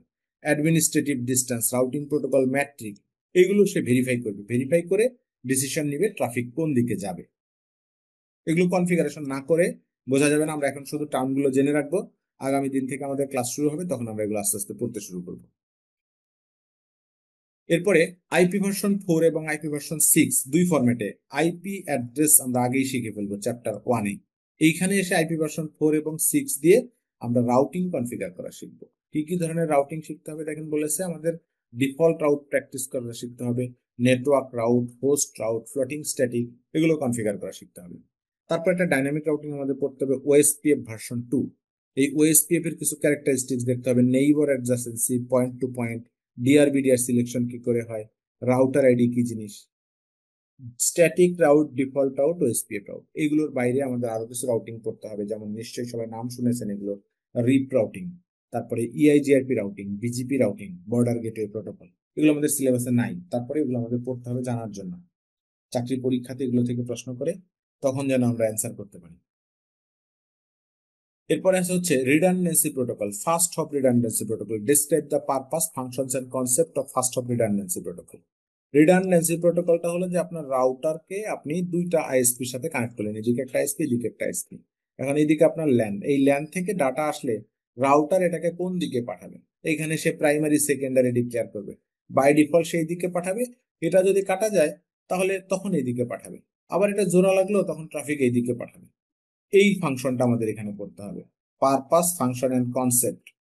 ডিসক্রাইব করতে বলেছে, এটা শুধু ডিসক্রাইব করলে হবে না, এটা আমাদের কনফিগারেশন সহ দেখতে হবে। 3.5 চ্যাপ্টার 4, এটা ছোট চ্যাপ্টার, এখানে পড়াশোনাও কম, পরীক্ষাতে মার্কসও কম থাকবে, এখানে খুব বেশি মার্কস না, 100 মার্কস থাকবে। কিন্তু এখানে খুবই ইম্পর্টেন্ট কিছু পড়াশোনা আছে। পড়াশোনা সংখ্যায় কম কিন্তু ইম্পর্টেন্ট, যেমন নেট একটা খুবই ইম্পর্টেন্ট পড়াশোনা, নেট নেটওয়ার্ক অ্যাড্রেস ট্রান্সলেশন। এখানে আমরা শিখবো চ্যাপ্টার 1-এ আমরা পড়েছি আইপি ভার্সন 4-এ পাবলিক আইপি আছে, প্রাইভেট আইপি আছে। এই পাবলিক আইপি আর প্রাইভেট আইপির মধ্যে কি করে ইন্টারফেস করে দিতে হয় চ্যাপ্টার 4.1-এ আমরা এটা শিখবো। তারপরে আছে এনটিপি, নেটওয়ার্ক টাইম প্রোটোকল। আমরা যে নেটওয়ার্ক ডিভাইসগুলো ইউজ করি এই নেটওয়ার্ক ডিভাইসগুলোকে আমাদের লোকাল টাইমের সাথে সিনক্রোনাইজ করতে হবে, মানে বাংলাদেশের টাইমের সাথে সিনক্রোনাইজ করতে হবে। আপনি যেখানে যে দেশে যে ডিভাইস ইউজ করবেন প্রত্যেকটা ডিভাইসের একটা নিজস্ব ডেট টাইম আছে, ডিফল্ট একটা ডেট টাইম আছে। ইভেন আমরা যখন একটা অপারেটিং সিস্টেম ইনস্টল করি, উইন্ডোজ অপারেটিং সিস্টেম ইনস্টল করলে উইন্ডোজ একটা ডিফল্ট ডেট টাইম দেখায়। আমরা ওই ডিফল্ট ডেট টাইমটাকে আমাদের লোকাল ডেট টাইমের সাথে সিনক্রোনাইজ করাই দিই। এনটিপির সাথে ওই যে আমরা আস্তানা, ঢাকা, GMT+6 এগুলো দেখাই দিই। আমাদের রাউটার, সুইচ, ফায়ারওয়াল এগুলোকেও এনটিপির সাথে কিভাবে ট্যাগ করতে হয় এটা আমরা শিখবো এখানে 4.2-তে, যাতে আমাদের সবগুলো নেটওয়ার্ক ডিভাইসের টাইম একই রকম থাকে। এক একটা নেটওয়ার্ক ডিভাইসের টাইম একই রকম থাকলে কোনো একটা ঘটনা ঘটলে বোঝা যাবে না যে কখন ঘটনাটা ঘটবে। এই জন্য আমাদের প্রত্যেকটা ডিভাইসের সাথে এনটিপি ট্যাগ করতে হবে। 4.2-তে আমরা এটা শিখবো। তারপরে explain the role of DHCP and DNS. DHCP এটা একটা সার্ভিস, একটা সার্ভার, একটা protocol, dynamic host configuration protocol. এর কাজ হচ্ছে নেটওয়ার্কে যে ডিভাইসগুলো থাকবে তাদেরকে আইপি অ্যাড্রেস ডিস্ট্রিবিউট করা। আইপি একটা অ্যাড্রেস প্রত্যেকটা ডিভাইসের থাকতে হবে, ডিভাইসগুলো একটা আরেকটাকে চিনবে আইপি অ্যাড্রেস, ম্যাক অ্যাড্রেস এগুলোর মাধ্যমে। ডিএইচসিপির কাজ হচ্ছে প্রত্যেকটা ডিভাইসের আইপি অ্যাড্রেস অ্যাসাইন করে দেওয়া। আপনার নেটওয়ার্কে 200টা কম্পিউটার আছে, প্রত্যেকটা কম্পিউটারে গিয়ে গিয়ে আপনাকে আইপি বসাতে হবে না, ডিএইচসিপি সার্ভারের মাধ্যমে আপনি সবাইকে আইপি অ্যাসাইন করে দিতে পারবেন। তারপরে ডিএনএস একটা সার্ভিস, এই সার্ভিসের মাধ্যমে আমরা ডোমেইন নেম থেকে আইপি অ্যাড্রেস বের করি। আমাদের যত নেটওয়ার্ক ডিভাইস আছে সবাই একটা একটাকে চেনে আইপি অ্যাড্রেস দিয়ে, কিন্তু এত এত আইপি অ্যাড্রেস আছে, 729 কোটি আইপি অ্যাড্রেস আছে, এই আইপি অ্যাড্রেস গুলো আমরা মনে রাখতে পারি না। এই জন্য আমরা কি করি, প্রত্যেকটা আইপির একটা নাম দিই, যে নামকে আমরা ডোমেইন নেম বলি। যেমন আমরা বলি yahoo.com, google.com, facebook.com। এই yahoo.com, google.com, facebook.com প্রত্যেকেরই আইপি অ্যাড্রেস আছে। যেমন আমরা লিখি পিং ইয়াহু.কম, ইয়াহু.কম এটা একটা ডোমেইন নেম। আমি এটা লিখলে আমাদের কম্পিউটারটা কমিউনিকেট করবে একটা আইপি অ্যাড্রেসের সাথে, এটা হলো একটা আইপি অ্যাড্রেস, ওর সাথে কমিউনিকেট করে কম্পিউটার। তো এই আইপি অ্যাড্রেসটা বের করে আমাদের কম্পিউটারগুলো ডিএনএস সার্ভারের মাধ্যমে। আমরা এরকম একটা কমান্ড লিখতে পারি, nslookup, NSLOOKUP, nslookup facebook.com। আমি এটা লিখলাম হচ্ছে একটা ডোমেইন। এই ডোমেইনের আইপি অ্যাড্রেস কি এটা আমাকে খুঁজে বের করে দিবে হচ্ছে ডিএনএস সার্ভার। এই যে এটা হলো এই ডোমেইনের আইপি, এটা হলো আইপি ভার্সন 6 এর আইপি, এটা হলো আইপি ভার্সন 4 এর আইপি। ডিএনএস সার্ভারের কাজ হচ্ছে বিভিন্ন ডোমেইনের আইপি অ্যাড্রেস গুলো আমাদেরকে খুঁজে বের করে দেয়, এটা হলো এর কাজ। এগুলো আমরা নেটওয়ার্কে কনফিগার করে টেস্ট করব ডিএনএস সার্ভার কিভাবে কাজ করে। এরপরে চ্যাপ্টার 4.4 এবং 4.5 আছে নেটওয়ার্ক মনিটর করা। এটা ছোট নেটওয়ার্ক যাদের তাদের দরকার হয় না, বড় নেটওয়ার্ক যাদের তাদের দরকার হয়। যেমন ধরেন একটা প্রতিষ্ঠানের অনেকগুলো রাউটার আছে অল ওভার দ্য কান্ট্রি, 50, 60টা, 100টা, 500টা রাউটার আছে। যেমন আমাদের দেশে সাধারণত এইসবগুলো মানে পড়াশোনার ক্ষেত্রে আমরা এক্সাম্পল দিই হচ্ছে ব্যাংকের নেটওয়ার্ক। অনেক ব্যাংক আছে যাদের সারা দেশে ব্রাঞ্চ আছে, আপনার 1000-1200 ব্রাঞ্চ আছে। তারপরে মোবাইল টেলিফোন অপারেটর, সারা দেশে তারা নেটওয়ার্ক সার্ভিস প্রোভাইড করে, ইন্টারনেট সার্ভিস প্রোভাইড করে। তারপরে আছে বড় বড় আইএসপি, অনেক বড় আইএসপি, সারা দেশে তাদের নেটওয়ার্ক আছে, এদের অনেক রাউটার আছে। এই অনেকগুলো রাউটার একটা সেন্ট্রাল জায়গায় বসে মনিটর করতে হয়। একটা জায়গায় বসেই তারা মনিটর করতে পারে এই দুটা সার্ভিসের মাধ্যমে, একটা হলো সিসলক সার্ভিস আর একটা হচ্ছে এসএনএমপি সার্ভিস। ধরেন একটা আইএসপি বা একটা ব্যাংক, তার হচ্ছে রংপুর থেকে দিনাজপুরের কানেক্টিভিটিটা কখন ডাউন হলো এটা ওইখান থেকে ফোন করে জানাতে হবে না, এই এসএনএমপির মাধ্যমে ঢাকায় বসেই জানা যাবে কোথায় কোন নেটওয়ার্ক কখন ডাউন হচ্ছে কখন আপ হচ্ছে। 4.4 এবং 5-এ আমরা এই জিনিসটা করবো, নেটওয়ার্ক মনিটর করার প্রোটোকল এগুলো। এরপর আছে DHCP client and relay. DHCP সার্ভারের কাজ হচ্ছে আমাদের ডিভাইসগুলোকে আইপি অ্যাড্রেস খুঁজে বার করে দেয়া। অনেক সময় দেখা যায় যে আমাদের একটা ডিভাইসের কাছে অন্য অনেকগুলো ডিভাইস আইপি অ্যাড্রেস চাচ্ছে, বাট ওই ডিভাইসটা ডিএইচসিপি সার্ভার না, কিন্তু সে জানে নেটওয়ার্কে কোন জায়গায় ডিএইচসিপি সার্ভার আছে, তখন ওই ডিভাইসটা হচ্ছে অন্যের কাছ থেকে আইপি কালেক্ট করে দেয়। তখন আমরা এটাকে বলি রিলে সার্ভিস। এগুলো আসলে কনফিগারেশন না করলে জিনিসগুলো ভালো করে বোঝা যাবে না, এগুলো কনফিগারেশন যখন করব ক্লিয়ার হয়ে যাবে। আপাতত আমরা টার্ম গুলো জেনে রাখি যে রিলে একটা টার্ম আছে। রিলে টার্মটা কেউ শুনেছেন কখনো কোথাও? এটা আমরা আগে শুনতাম যে বলতো যে এই অনুষ্ঠানটি চট্টগ্রাম টেলিভিশন কেন্দ্র থেকে রিলে করে দেখানো হচ্ছে বা রিলে করে প্রচার করা হচ্ছে। রেডিও মাঝে মাঝে ধরনের ঘোষণা দেয় যে এই অনুষ্ঠানটি সিলেট উপকেন্দ্র থেকে রিলে করে প্রচার করা হচ্ছে, এরকম। রিলে করা মানে হচ্ছে যে ঢাকা সেন্টারে অনুষ্ঠানটা চলছে না, চলছে সিলেটে, কিন্তু ঢাকা ওইটাকে রিলে করে তার ক্লায়েন্টদেরকে প্রচার করতেছে। ডিএসসিপি সার্ভার গুলো অনেক সময় এরকম কাজ করে, ডিভাইস গুলো যে সার্ভারের কাছ থেকে আইপি অ্যাড্রেস কালেক্ট করে দেয়, তখন এটাকে রিলে সার্ভিস বলে। কখন যখন ডিএসসিপি সার্ভার একটা ডিভাইস নিজেই, তখন তো সে নিজে আইপি দিতে পারে, কিন্তু নিজে ডিএসসিপি সার্ভার না, বাট সে জানে who is the DSCP server, তার কাছ থেকে আইপি কালেক্ট করে দেয়। এগুলো কনফিগার করলে আমরা বুঝতে পারবো। এখানে আবার একটা থিওরিটিক্যাল পড়াশোনা এক্সপ্লেন করতে বলেছে। Forwarding per hop behaviour, quality of service, classification, marking, queueing, কনজেশন, theoretically আমাদের এগুলো করতে হবে। এরপরে চ্যাপ্টার 4.8, এটা হচ্ছে configure network devices for remote access using SSH. Remote access মানে হচ্ছে ডিভাইস আমার কাছে নাই, দূরে আছে, আমি ঢাকায় আছি, ডিভাইস বগুড়াতে আছে, চিটাগাঙে আছে। ঢাকায় বসে বগুড়া চিটাগাঙের ডিভাইস গুলোকে ম্যানেজমেন্ট লেভেলের অ্যাক্সেস করা দরকার, কনফিগারেশন করা দরকার, চেক করা দরকার। তখন আমরা এই ডিভাইসগুলোকে রিমোট অ্যাক্সেস করি। রিমোট অ্যাক্সেস করার জন্য বেশ কয়েকটা সার্ভিস আছে, তার মধ্যে এসএসএইচ একটা, টেলনেট একটা, এই দুইটা সার্ভিস দিয়ে আমরা সিএলআই মোডে অ্যাক্সেস করি। আবার আছে এইচটিটিপিএস, এই দুইটা দিয়ে আমরা গ্রাফিক্স মোডে অ্যাক্সেস করি। তো আমাদের এগুলো সবই স্টেপ বাই স্টেপ কনফিগার করতে হবে। এখানে আমাদেরকে এসএসএইচ কনফিগার করতে বলেছে, আমরা টেলনেট কনফিগারেশনও শিখে ফেলবো এখানে। এরপরে দুইটা প্রোটোকল নিয়ে পড়তে বলেছে আমাদের, এফটিপি এবং টিএফটিপি। এফটিপিটার সাথে আমরা সবাই পরিচিত, ফাইল ট্রান্সফার প্রোটোকল। আর এটা হচ্ছে trivial file transfer protocol. Trivial file transfer protocol, এই প্রোটোকল দিয়ে আমরা রাউটারের কনফিগারেশন ফাইল, রাউটারের অপারেটিং সিস্টেম, এগুলো ব্যাকআপ নিই। ওই যে একটু আগে বললাম যে একটা ব্যাংকের সারা দেশে ধরেন 500টা ব্রাঞ্চ আছে, 500টা ব্রাঞ্চের প্রত্যেকটা জায়গায় তার একটা করে রাউটার আছে। এখন নেটওয়ার্ক অ্যাডমিনিস্ট্রেটরের এই 500 রাউটারের কনফিগারেশন মনে রাখা সম্ভব না। এই কারণে কি করে নেটওয়ার্ক অ্যাডমিনিস্ট্রেটর সবগুলো রাউটারের কনফিগারেশন একটা সেন্ট্রাল জায়গায় ব্যাকআপ রাখে এই টিএফটিপি সার্ভারের মাধ্যমে। এগুলো আমরা দেখবো কি করে ব্যাকআপটা নিতে হয়। Chapter 5, security fundamentals. এই চ্যাপ্টারের পড়াশোনাগুলো খুবই ইম্পর্টেন্ট, এখানে অনেক পড়াশোনা, সেই তুলনায় নম্বর কম, মাত্র 150 মার্কস। এগুলো খুব ইম্পর্টেন্ট পড়াশোনা এবং একটু কঠিন পড়াশোনা। সিকিউরিটি নিয়ে যে কোনো পড়াশোনাই তুলনামূলক কঠিন। দেখেন এখানে কিছু থিওরিটিক্যাল পড়াশোনা আছে, কি সিকিউরিটি কনসেপ্টস, নেটওয়ার্কে সিকিউরিটি কি জিনিস, আসলে থ্রেট কি জিনিস, ভালনারেবিলিটি কি জিনিস, এক্সপ্লয়েট মিটিগেশন টেকনিক, এগুলো কি জিনিস পড়তে হবে। তারপরে সিকিউরিটি প্রোগ্রাম এলিমেন্ট ডেসক্রাইব করতে বলেছে। ইউজার অ্যাওয়ারনেস, নেটওয়ার্ককে সিকিউর করার জন্য ইউজারকে আমরা কি করে সচেতন করব, ইউজার কি কাজ করবে কি কাজ করবে না, এগুলো ইউজারকে বলতে হয়। ট্রেনিং অ্যারেঞ্জ করতে হয়, নেটওয়ার্ক কিভাবে সে ব্যবহার করবে। ফিজিক্যাল অ্যাক্সেস কন্ট্রোল করতে হয়, মানে নেটওয়ার্ক ডিভাইসের কাছে আমরা সবাইকে যেতে দিন, সার্ভার রুমে সবার যাওয়ার পারমিশন থাকে না, আমরা বিভিন্ন জায়গায় সুইচ বসাই, সেগুলো র্যাকের মধ্যে রাখি যাতে লোকজন সবাই ধরতে না পারে। ফিজিক্যাল অ্যাক্সেস কন্ট্রোল করতে হবে, নেটওয়ার্ক ডিভাইসগুলোকে সবাইকে অ্যাক্সেস করতে দেওয়া যাবে না। আবার লজিক্যাল অ্যাক্সেস কন্ট্রোল করতে হবে। আপনি সার্ভার রুম তালা দিয়ে রাখলেন, এখন সার্ভার রুম তালা দেওয়া থাকলে আপনার সব ডিভাইস তো নেটওয়ার্ক কানেক্টেড, ইন্টারনেট কানেক্টেড, তাহলে তো ফিজিক্যালি লোকজন এটাকে অ্যাক্সেস না করে লজিক্যালি অ্যাক্সেস করতে পারে। ওই যে আমরা একটু আগে জানলাম টেলনেট, এসএসএইচ, এইচটিটিপি, এইসব সার্ভিস দিয়ে অ্যাক্সেস করতে পারে।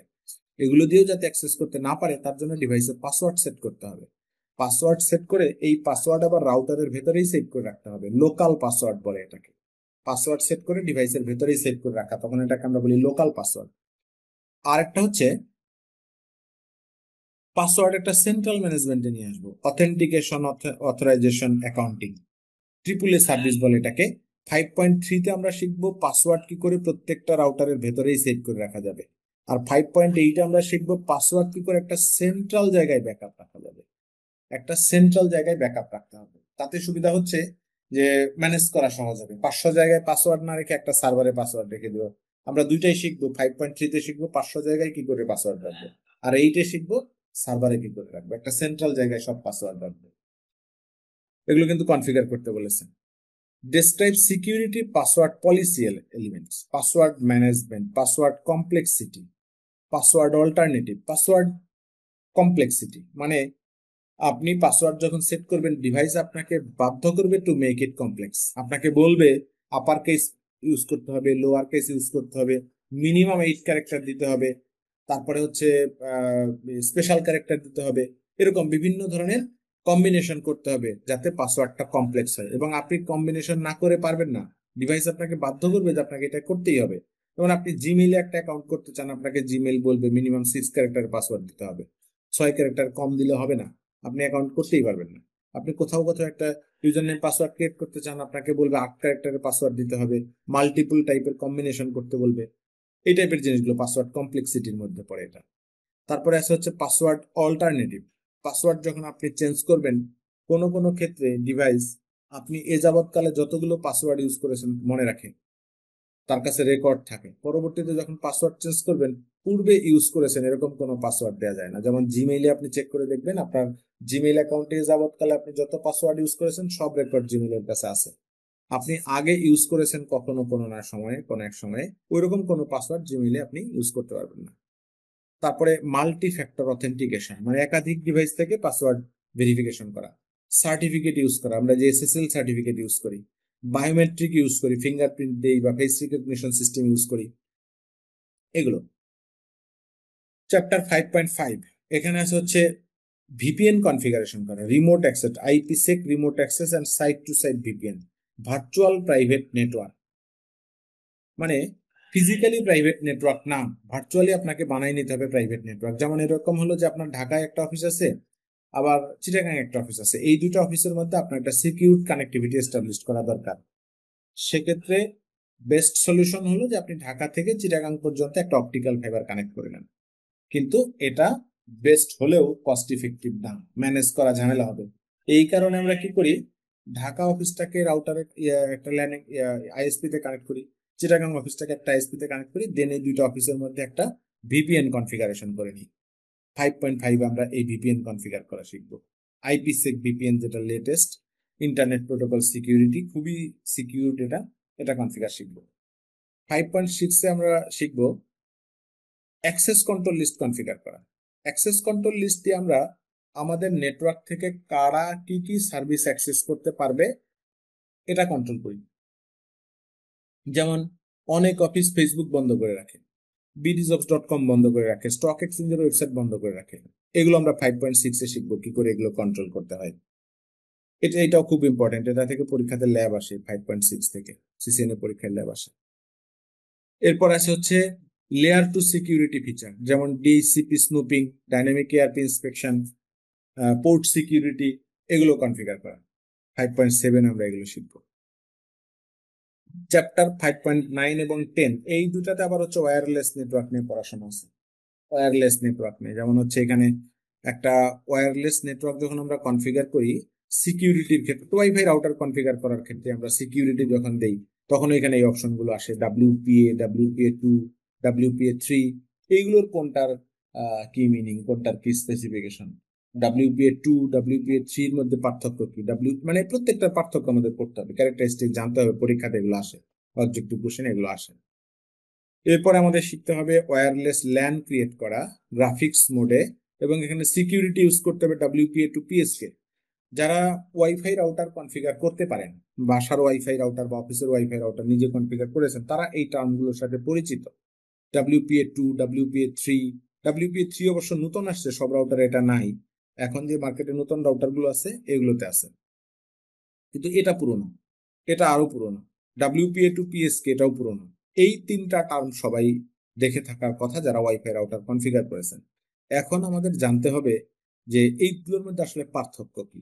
এই যে WPA 2, এইটা কেন ওর থেকে বেটার, WPA 2 PSK আরো বেটার কেন, এখানে কোন জায়গায় কোন কোন টেকনোলজি ইউজ হয় পাসওয়ার্ড এনক্রিপশনের জন্য, কোন প্রোটোকল ইউজ হয় পাসওয়ার্ড এনক্রিপশনের জন্য, কোন অ্যালগোরিদম ইউজ হয়, এগুলো পড়তে হবে, এগুলো আমাদের মনে রাখতে হবে। আমরা তো কনফিগার করার সময় সব সামনে পাই, জাস্ট ক্লিক করে কনফিগার করে ফেলি। তো এখন আমাদের এগুলো পড়তে হবে, পড়ে মনে রাখতে হবে পরীক্ষার জন্য। লাস্ট চ্যাপ্টার হচ্ছে অটোমেশন অ্যান্ড প্রোগ্রামেবিলিটি। এই চ্যাপ্টারটা আগের সিলেবাসে ছিল না, এখন আসছে এটা। এখান থেকে 100 মার্কস থাকবে পরীক্ষাতে। এটা একটা থিওরিটিক্যাল চ্যাপ্টার। এই চ্যাপ্টারে আপনাকে শিখতে হবে যে নেটওয়ার্ক অটোমেশন কি, অটোমেশনের সুবিধা কি, অসুবিধা কি, আমাদের নেটওয়ার্ক এটার ইম্প্যাক্ট কি, এই জিনিসগুলো আমাদের শিখতে হবে। দেখেন প্রথমেই বলেছে explain how automation impacts network management. আমরা নেটওয়ার্ক অটোমেশন করব কেন, কি সুবিধা অসুবিধা আছে। তারপরে compare traditional network with controller based networking. Automation করতে হলেই আমাদের কন্ট্রোলার ইউজ করতে হয়। তো কন্ট্রোলার ছাড়া নেটওয়ার্ক আর কন্ট্রোলার সহ নেটওয়ার্কের মধ্যে পার্থক্য কি কম্পেয়ার করতে বলেছে। Controller based software defined network যখন আমরা ইউজ করি তখন ওভারলে, আন্ডারলে, ফ্যাব্রিক এরকম কিছু টার্ম আছে, এগুলো আমাদের পড়তে হবে কোনটা কি জিনিস। তারপর control plane, data plane separate করার থিঙ্কিংটা কি। এপিআই কি জিনিস, সেক্ষেত্রে দুই ধরনের এপিআই আছে, north bound API, south bound API. এগুলো কি জিনিস থিওরিটিক্যাল, এগুলো পুরো চ্যাপ্টারটি থিওরিটিক্যাল। এখান থেকে পরীক্ষাতে কোনো কনফিগারেশন আসবে না, কোনো প্রোগ্রামিং কোড লিখতে আসবে না, কয়েকটা অবজেক্টিভ প্রশ্ন আসবে। তারপরে আর্টিফিশিয়াল ইন্টেলিজেন্স কি জিনিস, এআই, জেনারেটিভ এআই কি জিনিস, প্রিডিক্টিভ এআই কি জিনিস, মেশিন লার্নিং এ এগুলোর ফাংশন কি করতে হবে। থিওরিটিক্যালি আমাদের এগুলো করতে হবে, আমরা কখন কোনটা ইউজ করি, কোনটা কিভাবে কাজ করে। তারপর হচ্ছে রেস্ট বেসড এপিআই, আর একটা আছে সোয়াপ, SOAP, সোয়াপ একটা এপিআই, রেস্ট একটা এপিআই, দুইটারই ক্যারেক্টারিস্টিক্স করতে হবে। এরপর পড়তে হবে আপনার টেরাফর্ম, অ্যানসিবল, এগুলো সম্পর্কে কিছু থিওরিটিক্যাল পড়াশোনা আছে, এগুলো কিছু কনফিগারেশন আমাদের জানতে হবে। আর জানতে হবে Jason encoded data, JavaScript object notation, এখানে আপনার প্রোগ্রামিং কোড গুলো কি করে লিখতে হয় অবজেক্টিভে আসে। এগুলো ওই যে বললাম যে কনফিগারেশন আসবে না পরীক্ষাতে, কোনো প্রোগ্রামিং কোডও লিখতে আসবে না, কয়েকটা অবজেক্টিভ কোশ্চেন আসবে, কোনটা কারেক্ট কোনটা রং এটা আইডেন্টিফাই করতে হবে। এই হলো 6টা চ্যাপ্টার। এই 6টা চ্যাপ্টারে যা আছে সব পড়তে হবে, কোনো কিছু বাদ দেওয়ার সুযোগ নাই। কারণ সিসিএন এর পরীক্ষাতে 100 প্রশ্ন থাকলে আপনাকে 100টাই অ্যান্সার করতে হবে, কোনো অল্টারনেট কোশ্চেন থাকবে না। কাজেই কোনো টপিকস বাদ দেওয়ার কোনো সুযোগ নেই, সব টপিকস সমান গুরুত্ব দিয়ে পড়তে হবে। আর একটু ভালো করেই পড়তে হয় এই জন্য যে পরীক্ষার সময় যেহেতু প্রশ্নগুলো অ্যান্সার করতে গিয়ে ব্যাক করা যায় না, যখন যে কোশ্চেন আসবে তখনই সেটা অ্যান্সার করতে হয়। কাজে কোনো একটা কোশ্চেনে আমরা মানে বেশি সময় ব্যয় করতে পারবো না। অনেকক্ষণ সময় নিয়ে একটা চিন্তা করলাম হবে না, কারণ 2.5 ঘন্টা সময়ে 100টা প্রশ্ন খুব বেশি সময় না। ঠিক আছে, প্রথম দিকে সময় নষ্ট করলে পরীক্ষার শেষ দিকে গিয়ে দেখা যায় যে অনেক প্রশ্ন বাকি আছে, সময় আছে মাত্র 10-15 মিনিট, তখন এটা বিপদ হয়ে যায়। এই কারণে ভালো করে পড়তে হয় যাতে আমরা সময়ের সাথে তাল মিলিয়ে অ্যান্সার গুলো করতে পারি, শেষ দিকে গিয়ে আমাদের বরং প্রশ্ন কম সময় বেশি, এটা যদি হয় তাহলে সুবিধা। আমাদের টার্গেট থাকবে সেরকম, যাতে আমরা একটু সময় ওখানে দিতে পারি। কি কি পড়তে হবে ফুল সিলেবাসটা আমরা শিখলাম, দেখলাম, পড়লাম, জানলাম। আর একটা জিনিস দেখবো, এইখানে কয়েকটা টপিকস আছে যেগুলো আগের সিলেবাসে ছিল, এখনকার সিলেবাসে নাই, কিন্তু ইম্পর্টেন্ট, আমাদের পড়তে হবে। তার মধ্যে এটা একটা ওএসআই মডেল, খুবই ইম্পর্টেন্ট একটা টপিকস। তারপরে এই যে রাউটিং প্রোটোকল গুলোর নাম আমি বলেছি যে এগুলো আমাদের পড়তে হবে, জিআরই টানেল পড়তে হবে, বিজিপি রাউটিং পড়তে হবে, ওয়ান অ্যাক্সেস, এগুলো আমাদের পড়তে হবে। এগুলো সিলেবাসে নাই, তারপরেও আমাদের পড়তে হবে। আজকে আমাদের ওরিয়েন্টেশন ক্লাস ছিল। ওরিয়েন্টেশন ক্লাসে আমরা জানলাম যে আমাদের আসলে কি করতে হবে। আগামী ধরেন 3 মাস ধরে আমাদের এইগুলো পড়তে হবে। 3 মাস আমাদের সপ্তাহে 2 দিন ক্লাস হবে, সপ্তাহে 2 দিন ক্লাস হবে, 25টা মতো ক্লাস লাগবে টোটাল। কি কি পড়তে হবে এগুলো আমরা জানলাম। এবার কারো কি কি প্রশ্ন থাকলে বলতে পারেন। স্যার আমাদের কি রিয়েল ডিভাইস দেখানো হবে না?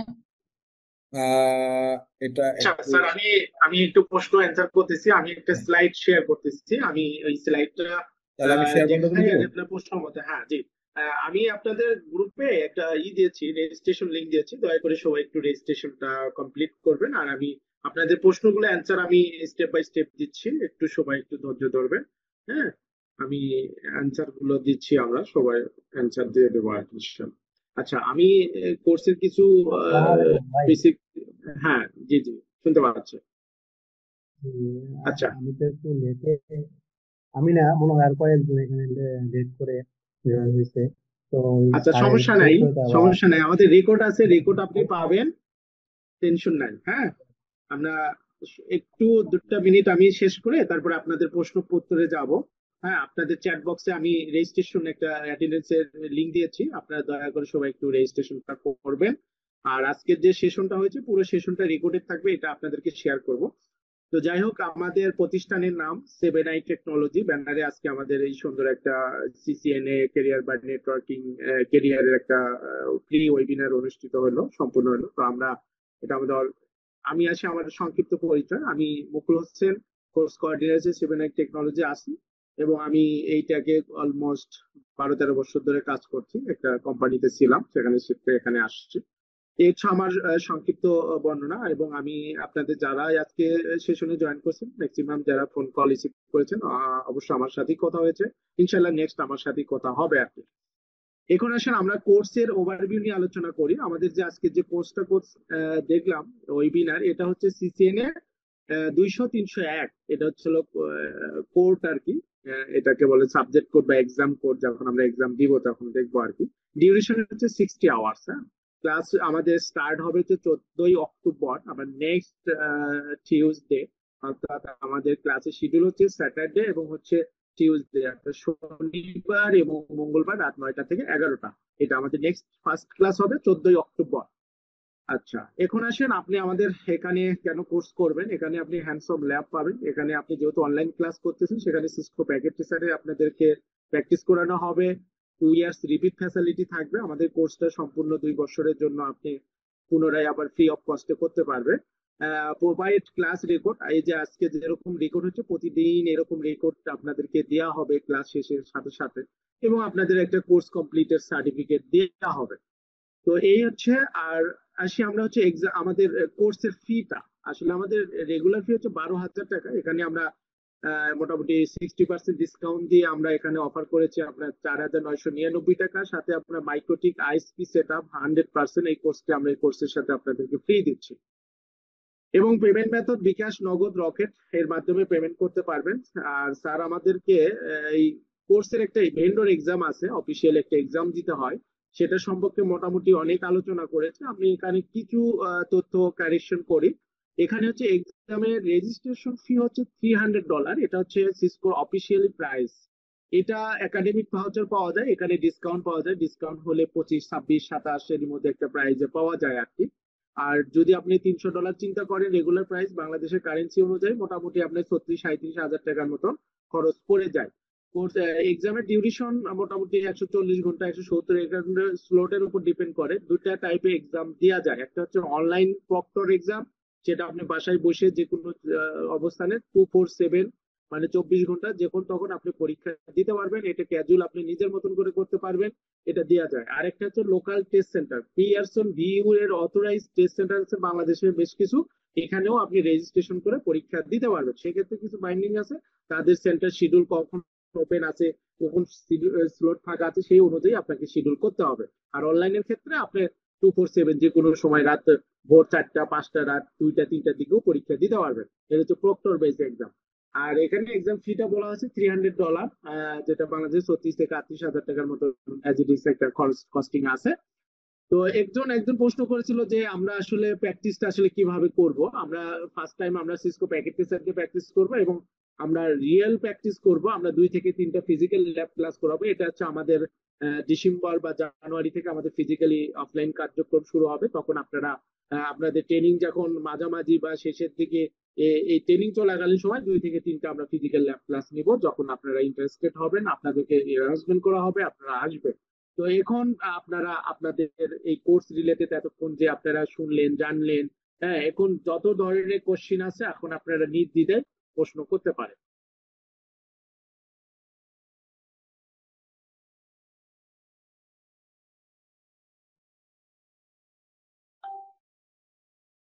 সবাই কি শুনতে পাচ্ছি? আমরা প্রশ্ন করতে পারি, সমস্যা নাই। আপনারা যারা প্রশ্ন করতে চেয়েছিলেন এখন প্রশ্ন করতে পারেন।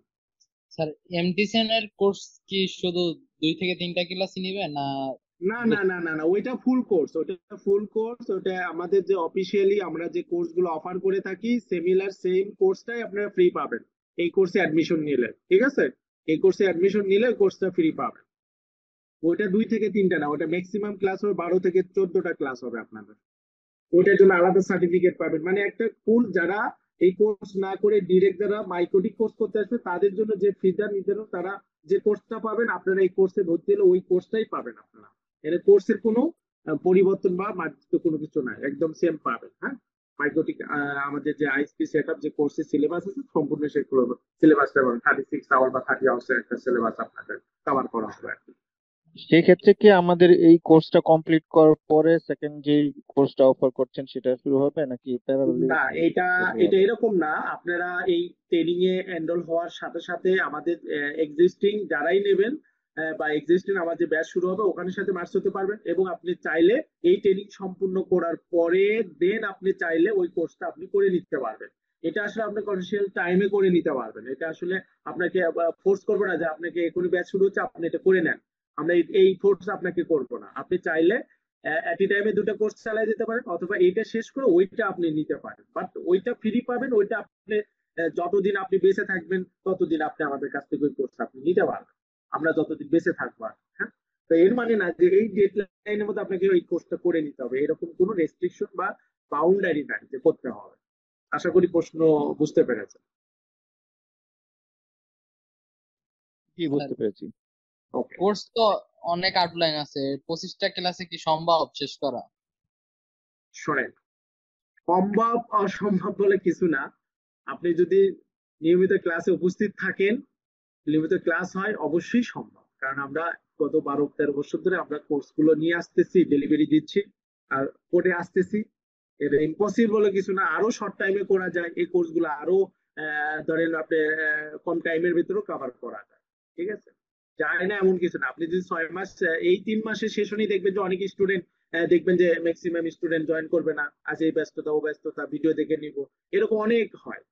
30-40 জন স্টুডেন্টের ভিতরে 15-20 জন ক্লাস করে।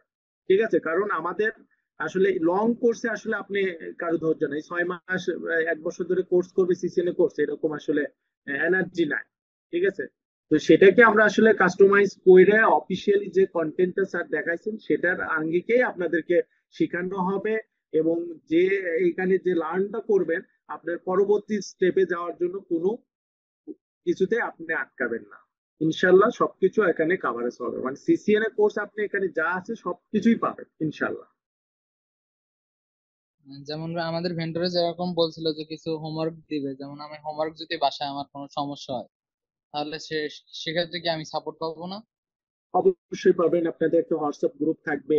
আপনি হোমওয়ার্ক করতে গেছেন, পারেন নাই, ডিসকাস করবেন স্যারকে, পরবর্তী ক্লাসে আপনি বলবেন স্যার এটা বুঝি নাই, এটা একটু বলেন। আমরা তো ওই জন্যই আসি, আপনি ওই জন্যই তো ট্রেনিং করতে আসছেন, শিখতে আসছেন। হ্যাঁ, আপনি পারবেন না সেটা আপনার সমাধান দিব। আপনাদের এক্সামও হবে, হ্যাঁ, আমি মোটামুটি জি, আপনার 3টা এক্সাম নিব ফুল কোর্সে। মোটামুটি আপনার 25টা ক্লাস ধরেন হবে, তো 7টা 8টা ক্লাস হলে আমি একটা এক্সাম নিব, আবার 15-16টা ক্লাস হলে এক্সাম নিব, ফাইনাল একটা এক্সাম নিব। আর যেটা বললেন যে হ্যাঁ আপনি বাসায় কাজ করতে গিয়ে প্রবলেমে অবশ্যই পড়বেন, আর এই জন্যই তো আমাদের গ্রুপ থাকবে, হোয়াটসঅ্যাপ গ্রুপ থাকবে, যখন প্রবলেম পড়বেন সাথে সাথে নক করবেন, সেখানে কি প্রবলেম সেটা একটা ছবি দিলেন বা আমাকে একটা ইমেইল করলেন। হ্যাঁ, এখনকার যুগে যোগাযোগ করা তো কোনো ব্যাপার না, যখন প্রবলেম আপনি আমাকে নক করলেন, আমি একটু ব্যস্ত থাকলে হয়তো 10 মিনিট পরে আমি রেসপন্স করলাম, সব সমস্যারই সমাধান আছে। ঠিক আছে, কাজেই মানে পড়াশোনা রিলেটেড এগুলো নিয়ে ওয়ারিড হওয়ার কিছু নাই, এগুলো যে কোনো সমস্যা আছে আর এগুলো আমি সব দেখবো, কোনো অসুবিধা নেই। আপনাদেরকে পরীক্ষার জন্য প্রিপেয়ার করার করতে গিয়ে, এই সিলেবাস কমপ্লিট করতে গিয়ে যা যা করা দরকার এগুলো ফুল রেসপন্সিবিলিটি আমার। তবে পরীক্ষার জন্য আপনারা সর্বোচ্চ সাপোর্ট পাবেন, সহযোগিতা পাবেন আমার থ্রুতে ইনশাল্লাহ। আপনারা যারা পরীক্ষা দিবেন, এমন না যে ভাই কোর্স তো, অনেক স্টুডেন্টের প্রশ্নের সম্মুখীন হয়েছে যে বলে ভাইয়া এই কোর্স তো স্যার তো পরীক্ষা নিয়ে আলোচনা করছে, এই প্রশ্ন এই পরীক্ষা না দিলে মনে হয় এই কোর্স করে আসলে ভ্যালু নাই, এত টাকা দিয়ে পরীক্ষা দিব আসলে সম্ভব না, এই কোর্স করবো না। না, এটা এইটা আপনাকে জানানোর উদ্দেশ্য, আপনি কোর্সটা করলেন, আসলে কোর্সের ভেন্ডর সম্পর্কে জানলেন, কোর্সের এক্সাম সম্পর্কে জানলেন, তার মানে এই না যে আপনাকে পরীক্ষা দিতে হবে, না দিলে আপনার কোনো ভ্যালু নাই, এরকম কিছু না। ঠিক আছে, আপনি দিলে দিতেও পারেন, নাও দিতে পারেন, আপনি 6 মাস পর দিতে পারেন, 1 বছর পরে দিতে পারেন, 2 বছর পর দিতে পারেন, সেটা অ্যাজ ওয়েল আপনার ডিসিশন। কারণ আপনি কোর্স করার পর আপনার 2 ইয়ার্স পর্যন্ত রিপিট দিচ্ছি, কারণ পরবর্তীতে আপনি 2 বছরের মধ্যে যদি থিঙ্কস করেন যে আপনি পরীক্ষা দেবেন, তখন এই কোর্সটা আপনি পুনরায় ফিরে নিয়ে নিতে পারবেন। ওই সময় যে কোনো ব্যাচ আমাদের রানিং থাকলে, আপকামিং থাকলে আপনি বলবেন, আমরা ওই ব্যাচের সাথে দিব স্ট্যাটাস করে, এবং আপনারা ওই ব্যাচে আবার রিভিউ করতে পারবেন। এবং এক্সামের জন্য সমস্ত প্রসিডিউর প্রসেস আমি করে দিই, আপনি আমাদের থ্রুতে সবকিছু করতে পারবেন। অ্যাজ এ স্টুডেন্ট হিসেবে আপনি স্টাডি করবেন, পড়াশোনা করবেন, জাস্ট পরীক্ষা বসবেন, পরীক্ষা দেবেন। এর ব্যাক এন্ডে যত ধরনের মানে কাজগুলো করা সেগুলো আপনার করে দেবেন। এটা নিয়ে আপনি তো অডিট হওয়ার কোনো কিছু নাই। ইনশাল্লাহ আপনারা আমাদের সাথে জার্নি শুরু করেন, ইনশাল্লাহ বেস্ট সার্ভিস ইনশাল্লাহ আমাদের কাছ থেকে পাবেন। স্যার অফলাইন ক্লাস কি ডিসেম্বরের আগ থেকে শুরু হবে না? না, ডিসেম্বরের আগ থেকে সরি আমরা শুরু করতে পারবো না, কারণ অনেক কিছু বিষয় আছে যেগুলো আসলে আমাদেরকে স্টেপ বাই স্টেপ করতে হবে। হ্যাঁ, আমি আপনাকে বললাম যে হ্যাঁ আমরা এই সামনের মাসে ক্যাম্পিং করে ডিসেম্বর থেকে চালু করবো না, আমাদের তো আসলে সেটআপের একটা বিষয় আছে, হ্যাঁ ডেকোরেশনের বিষয় আছে, সবকিছু অ্যারেঞ্জমেন্টের বিষয় আছে, মার্কেটিং, তারপরে স্টুডেন্ট রেডি, সেমিনার, তারপর বেস রান করতে হবে, তাই না? চাইলেই তো আর সাথে সাথে আমরা এটা পারি না, ঠিক আছে? যেটা অনলাইনের ক্ষেত্রে সেটা সম্ভব, কিন্তু আসলে অনলাইনের ক্ষেত্রে কিন্তু অনেকটা বাইন্ডিং আছে। তবে আমরা চেষ্টা করছি ডিসেম্বর আমরা ক্যাম্পিং চালাবো, আর তবে ডিসেম্বরের শেষের দিকে আমাদের সেমিনার এবং হচ্ছে লাস্টের দিকে ব্যাচ রান করব আমরা, আমাদের এটা সামনে টার্গেট রয়েছে, আমরা এই সেট নিয়ে কাজ করছি ইনশাল্লাহ। সমস্যা নাই, আপনারা অনলাইনেও অ্যাডমিশন নিলে যে ফিজিক্যালি আপনারা যে ফ্লেভার পাবেন না, অবশ্যই ফ্লেভার পাবেন, ফিজিক্যাল ডিভাইস দিয়ে প্র্যাকটিস করা সবকিছু সুযোগ সুবিধা পাবেন আপনি ইনশাল্লাহ। আপনারা আচ্ছা কোর্সে জয়েন করেন, করার পর যদি মনে করেন যে ভাই আমরা শিখতে পারিনি অনলাইনে, আমাকে অফলাইনে স্পেস দিতে হবে, আমরা রেডি, আসেন, ওয়েলকাম, আপনি শিখবেন। আমাদের কথা হচ্ছে আপনাকে শেখাবো। আমরা বিজনেস করতে আসি, বা আপনি ফিনান্সিয়াল দিক দিয়ে আমরা দেখবো, আপনার সুযোগ সুবিধা, আপনার সবকিছু আমরা দেখবো আর কি। কিন্তু আপনাদের কাছে রিকোয়েস্ট, আপনার নিয়মিত ক্লাসে উপস্থিত থাকবেন, প্র্যাকটিস করবেন, তারপরে যদি না পারেন ফিজিক্যালি আসবেন, আমরা আপনাদেরকে সাপোর্ট করবো। এটুকু আমরা কমিটমেন্ট দিতে পারি ইনশাল্লাহ। গত 12 বছর 13 বছর কাজ করে আছি, সবাইকে সর্বোচ্চ চেষ্টা করছি সার্ভিস দিয়া, তারা আজও আমাকে নক দেয়, তারা আসে, নিচ্ছে, সার্ভিস নিচ্ছে, করতেছে, এটাই ভালোবাসা, ঠিক আছে? একদিনে তো সম্পর্ক হয় না, আপনারা কন্টিনিউ করেন। হ্যাঁ, আমরা কোথায় থেকে আসলাম, কি করছি, কেমন কি, এগুলো আসলে আস্তে আস্তে জানতে পারবেন ইনশাল্লাহ। কোর্সটি কন্টিনিউ করেন, ঠিক আছে? স্যার অফলাইনের ক্ষেত্রে সুবিধা অনেক, কিন্তু অনলাইনে যেমন চলতেছে আমি কেন ঘুমাই পড়ছি এরকম, আর মানে ভার্সিটি ক্লাস করে এরকম ঘুমাই থেকে অনেকে আছে, কিন্তু এই জন্য আচ্ছা, অফলাইন হলে বেটার হইতো এই। অফলাইনে অফলাইনে দেখেন আপনি, এখন আমাদের আসলে এমন একটা মেন্টালিটি হয়ে গেছে, কারণ আগে আমরা যেমন, আমি যখন স্টুডেন্ট ছিলাম, এক্সাম্পল একটা উদাহরণ দিই 1-2 মিনিটস একটা, দেখেন যখন আপনি অফলাইন ট্রেনিং করবেন তখন কিন্তু আগে আমরা খাতায় লিখতাম, স্যার কি বলতো, লিখতো বোর্ডে, লিখতো আগাইতো, এই করতো, হ্যাঁ। এখন কিন্তু স্যার একটু রেকর্ড করেন স্যার, ভিডিও স্যার, এই সেশন গুলো তো মাথায় থাকে না স্যার, ওই দিন শেষে কিন্তু আমরা ওই রেকর্ড দেখেই কিন্তু প্র্যাকটিস করি, হ্যাঁ।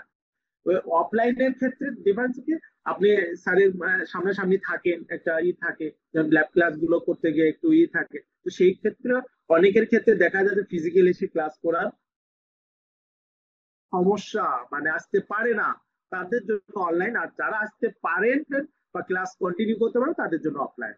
কিন্তু দেখা যাচ্ছে যে ওই সামনে 4টে ক্লাস করার পর আপনি মাঝখানে 2টা ক্লাসে নাই, তার মানে কি আপনি সামনে 4টে ক্লাসই আপনি বৃথা যাবে, আপনি যদি পরবর্তী সেটা যদি মেকআপ করে কন্টিনিউ না করতে পারেন। অফলাইনের ক্লাস করার ক্ষেত্রে আপনাকে খুবই সিরিয়াস হতে হবে। আর অনলাইনের ক্ষেত্রে হয় কি, না আমি জয়েন করতে পারলাম না, রেকর্ড আছে, আমি রেকর্ড দেখে সেটাকে আমি রিকাপ করতে পারবো। কিন্তু অফলাইনের ক্ষেত্রে কিন্তু অনেক কিছু বাইন্ডিংস থাকে, পরে এসে ক্লাস বুঝবেন না, মাথার উপর দিয়ে যাবে, কি বলে স্যার এগুলো তো বুঝি না, হ্যাঁ ভাই তাহলে নেক্সট পেজে আবার রিপিট দিন।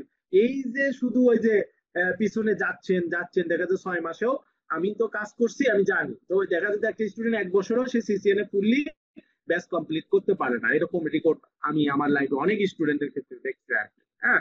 তো সেই ক্ষেত্রে আপনি যেটা কি করেন, অনলাইনে করেন আর অফলাইনে করেন, আপনাকে সিরিয়াস হতে হবে, আপনাকে শিখতে হবে, এটা আপনাকে চ্যালেঞ্জ নিতে হবে। আর অফলাইনের ক্ষেত্রে কোনো অবস্থাতে ক্লাস মিস দিতে হবে পারবেন না, স্যার ক্লাস মিস দিবে কিন্তু আপনাকে ক্লাস মিস দেওয়া যাবে না, আপনাকে আসতে হবে। কারণ এই জন্য আসতে হবে, কারণ সামনে 4টে ক্লাস করছে, মাঝখানে 2টা ক্লাসে আসতে পারেন না, কারণ ওই 2টা ক্লাস তো পরবর্তী ক্লাসের আপনার হচ্ছিল ফাউন্ডেশন, তো আপনি তো ওই ক্লাসগুলো বুঝবেন না, কারণ এইগুলো আমি ফেস করছি, এদের রিয়েল এক্সপিরিয়েন্স আপনাকে দিলাম। আর অনলাইনের ক্ষেত্রে রেকর্ডেড থাকে, রেকর্ড গুলো হচ্ছে রিকাপ করা যায় প্র্যাকটিস করলে, হ্যাঁ। আর ওই যে ফিজিক্যালি 2-4টে ল্যাব ক্লাস করলে আপনার এই আসলে অফলাইন অনলাইনের ভিতরে আসলে খুব একটা ডিফারেন্স থাকে না আপনি, হ্যাঁ। তো ইচ্ছা শক্তি হচ্ছে সবকিছু, বুঝছেন?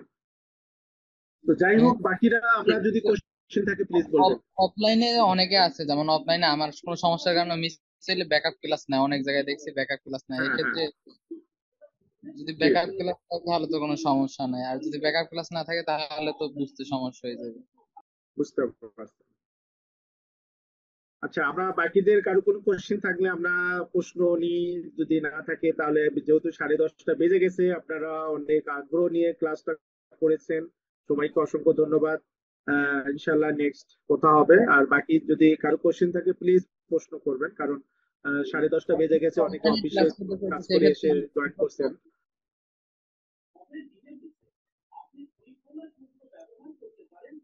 কোনো প্রশ্ন করছেন কেউ প্লিজ? হ্যাঁ স্যার, আমি বলছি আমি তো অফলাইনে ক্লাস করতে চাই, এক্ষেত্রে আমি কি করব? আচ্ছা, অফলাইনে ক্লাস করতে হলে অবশ্যই আপনাকে অপেক্ষা করতে হবে। আর আপাতত যদি অপেক্ষা করার চাইতে আপনি এটার সাথে কন্টিনিউ করেন, যেটা আমাদের অনলাইন অফলাইন যখন শুরু হবে তখন আপনি অফলাইনে করবেন আর কি। হ্যাঁ, শেষ করবেন। এটা হচ্ছে আমাদের পরামর্শ এই মুহূর্তে।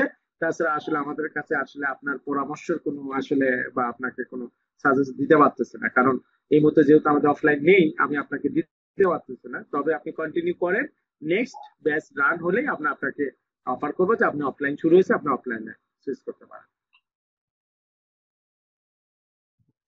আচ্ছা স্যার, ঠিক আশা আছে। করছি প্রশ্নটা বুঝতে পেরেছেন। জি স্যার। আর অফলাইনের ক্ষেত্রে কিন্তু এই ধরনের আসলে হাং বা বিগ একটা ডিসকাউন্ট কিন্তু পাবেন না, ঠিক আছে? কারণ অফলাইনে কস্টিং আর অনলাইনে কস্টিং এর কিছু একটু ডিফারেন্স। আর আমরা আসলে ফার্স্ট শুরু করছি, আসলে আমাদেরকে মার্কেটিং পলিসি পরিচিতি এইগুলো আমরা আসলে ফোকাস রেখেছি। আসলে এখানে পেমেন্টটা আসলে আমরা খুব একটা রাখিনি। আমরা আসলে মার্কেটিং বা আমাদের আসলে প্রচারণার জন্য আসলে কোর্স গুলো আমরা আসলে ফার্স্ট টাইম একটু হাং ডিসকাউন্ট দিচ্ছি, ঠিক আছে? তো নেক্সট হয়তো বা আপনার অফলাইনে যখন শুরু হবে তখন একটু ডিসকাউন্ট কম পাবেন, এতটা মানে এত হাং ডিসকাউন্ট পাবেন না আর কি। হ্যাঁ, তো এই হচ্ছে বিষয়। তো বাকিদের যদি কোনো প্রশ্ন থাকেন প্লিজ করতে পারেন, course related, institution related, exam related, any question করতে পারেন প্লিজ।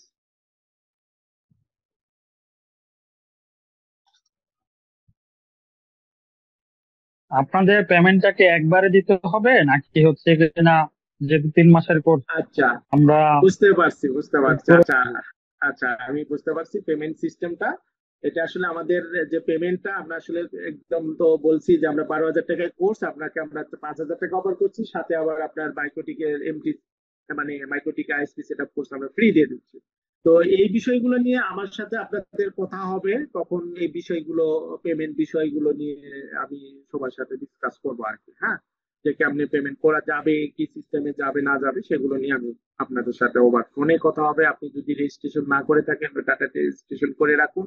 অবশ্যই আমি টুডে এন্ড টুমরো আপনাদেরকে কল দেবো ইনশাল্লাহ। আমাদের নেক্সট সেশন 14 তারিখ মঙ্গলবার রাত 9টায় অনুষ্ঠিত হবে। বাকিরা যদি কোনো কোশ্চেন করতে চান প্লিজ বলতে পারেন, না হলে আমরা আজকে এখানেই শেষ করি। স্যার কিছু বলার থাকলে স্যার বলেন, না হলে স্যার আমরা তাহলে এখানেই শেষ করি। না, ঠিক আছে, কথা তো হলো। জি স্যার। আমরা তাহলে ক্লোজ করি। নেক্সট আমরা তাহলে 14 তারিখে শুরু করবো।